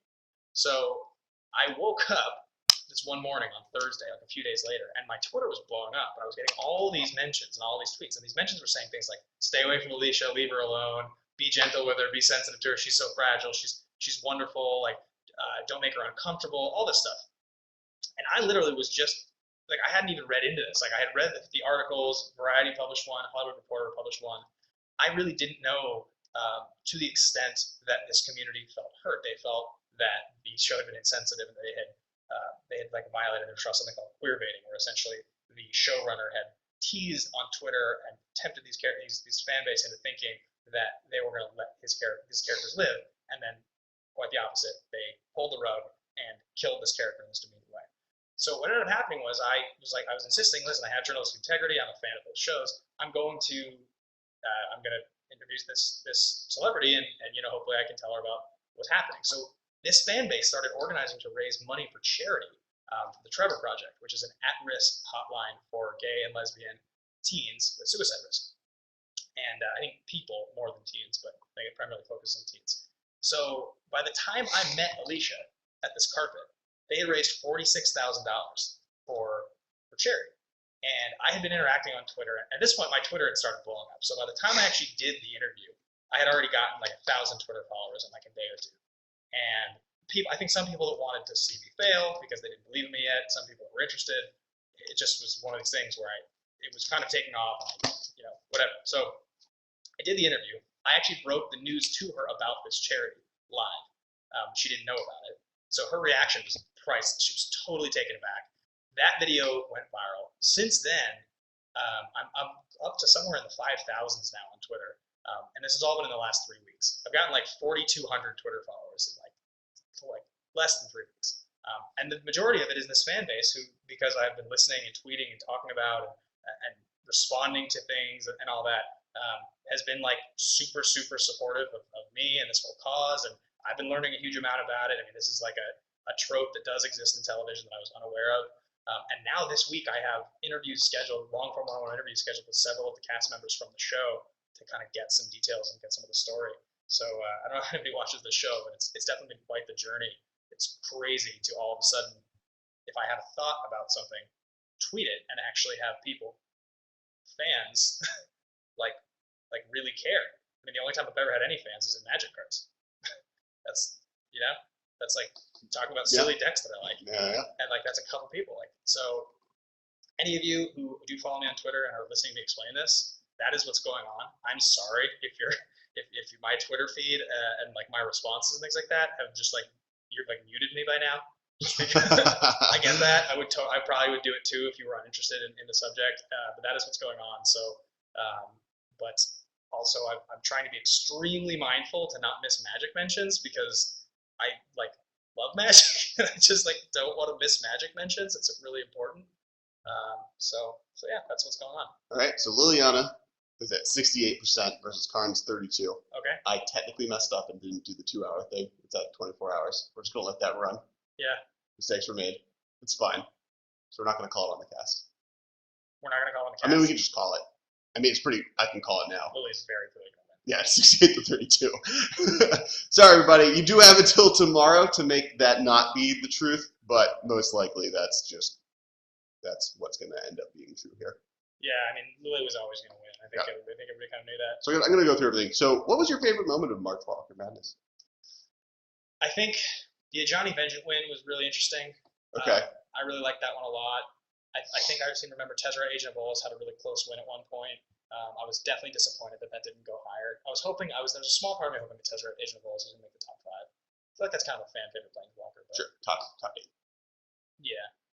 There's not like a top. There's like 4. Yeah, okay, top 8. But yeah, I think it missed out on that. It didn't perform as well as I had hoped. I think it's, what did it end up placing? It got, are you looking for Tezzeret? Agent of Bolas. Agent of Bolas is number 7. Oh, it made number 7. Yeah, it did moved make up a top spot. 8. Okay, awesome. Yeah. Well, so then maybe that's my. So the top 8 was Liliana of the Dale, most likely number 1, followed by Karn, followed by Ugin, followed by Jace, followed by Elsbeth, followed by Ajani Vengeance, followed by Tezzeret, followed by Arlen Cord, who kicked Gideon Jura to number 9. Okay, so I'm going to go through things. Arlen Cord was by far, other than like a weird fluke out of Elsbeth Tyrell, which I don't count because I think people didn't get her name correctly on the Twitter voting, right. Was by far the biggest upstart, moved the highest of anyone. Right. And then the person who lost the most is a tie between Nissa, Voice of Zendikar. Okay. We were 13 off on her. Right. And Sarkhan Unbroken. Okay. Sweet. Oh no, he was 12. Nissa's Voice of Zendikar we were the most wrong on. She's new. Gonna be how I'm gonna. The scientists were off. I was disappointed that Ashiok didn't go higher. That was. I thought there was a chance when we had the discussions. Ashiok and Dominarid were both cards that they struck me as they would maybe have legs to really fly. People would maybe really think that it's time to experiment with these cards because Twins out of the format. But I was surprised they didn't do as well as I was expecting. Ashiok's top 20. She moved up 10 spots. She did better than she used to. She was number 28 and then she became number 18. So that's it. I mean, 10 spots from all we ranked it. That's pretty good. It's pretty good. That's pretty good. I mean, the seeding has something to do with this, of course, though. Yeah. Sure. Dummy Raid moved down one. He was 26 and he ended up 27. So we're actually pretty good at Dummy Raid rating him. I mean, I should probably build decks that actually use those cards before I start telling them it's actually good. But I don't really play Planeswalkers except for Test. So okay. Right, so next, what's your favorite Shadow of Innistrad? Favorite, not necessarily what you think the best card? one is. Yeah, definitely Silverful. Silverful. The werewolf. Silver. It's so interesting. It's such a random favorite. I just think that card's so cool. Okay. I will say I played against it limited. It is very hard to play against in limited, at least. It's just like this. I guess this is what I'm thinking. Like, there's so many directions you can go with that card. There's so many cool things you can do, especially if you want to. What are people laughing? So someone said that Karn is going to ultimate and reset the vote, and I don't. Do you like this? I was the thing about Magic Mentions. Magic Mentions, a new podcast name. Oh. Yeah. Pretty funny, right? It's a good name. Yeah, that's a good name. Magic Mentions. Yeah, well, where did it come? I don't remember saying that. Oh, I was saying about Twitter Magic Mentions. I said I don't want to miss my Magic Mentions on Twitter. Oh, okay. Because when I post something about the subject, there's a bunch that happen all at once, and then if it happens that somebody's listening to our cast and asks me a question in the middle of it. You're saying hashtag Magic Mentions. Yeah, because I've done the thing now. It's still like 5,000 is kind of nothing still. So sure. I've tried to go through at the end of the day, every day, I go through every mention to make sure I don't miss anything. But like, it's getting hard. It's getting rough. It's getting harder. Right. And some days it happens where like I had one day where I ran out of mentions at the bottom, and if I get asked a question about a deck, it's a bummer for me. If somebody asks me about Hunted Handsome, do you know how exciting that is for me? Or like, somebody asks about Superior Verdant Cocoa, how much that means for me to be able to answer that question. Right. I never want to miss one of those mentions. So I guess do magic hashtag Magic Mention. Yeah, hashtag Magic Mentions. Or if you tweet at me and I don't respond about it, then just send it to Rocket Jump. Send it to the email. Yeah, theMMcast at rocketjump.com. Because Kessler checks that almost every day and then forwards over any questions that I have. Anytime there's a deck, pretty much every time there's like, I have a question about this cool deck, I send it to them. Because you enjoy those more than me. I do. I love them. Yeah. What else is there? Oh, continuing the list. Oh, someone did ask, what were some of the better Cinderella stories? Arlene Court was the main Cinderella story. That was a big one, yeah. We put her at like 30, and she hit the top 8. She's a new card though, so if you want something that was a little bit less, Ugin beating Jace was a big upset. That was huge. That was probably upset in the tournament. Ashiok did really well for someone that low. Elsbeth Terrell is another one. I mean, there's definitely some Cinderella stories here. Right. Tomio got pretty farther than anyone expected. Farther than I expected. Yep. Yeah, those are the Cinderella stories. Never been a fan. Did Venser win a round? No, Venser got kicked out round 1. To my chagrin. He better be better than. Venser? No, he's not. Okay, he's better than Rouse Eric. That's like your least favorite Planeswalker of all time. All right. Next. Yeah. Banlist announcement. What do you think? What new deck do you think is like actually legit with the new world that we walk into? I think that there will be some like the two cards together. There will be some sort of like Esper control deck that is birthed. Sure. Like undoubtedly. Yeah.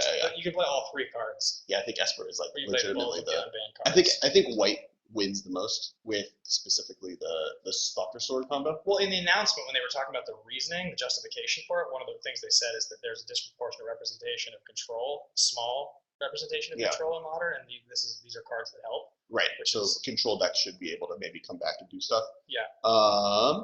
So yeah. Coolest card we opened other than Jace during a pack. Today? Now? Yeah. Wasn't there like one card that was pretty cool? Like, what did we open a new Phyrexia again? I think the new Phyrexia pack was. Oh, yeah, Malira maybe. Yep. All right. Cool. And then I want to thank everyone on the Patreon. Yeah, totally. And here's so the reason we were able to do this is because of the Patreon. They're donating. We're putting more time out of our week to set this up and make sure we can accomplish. And I worked with someone to learn how to figure out our stream. Big shout out for that. That was definitely very appreciated. Miss Blade Shinobi, the person who helped. He was the one that set up he made our little border thing that we're using currently on our stream. So he's definitely an all-star.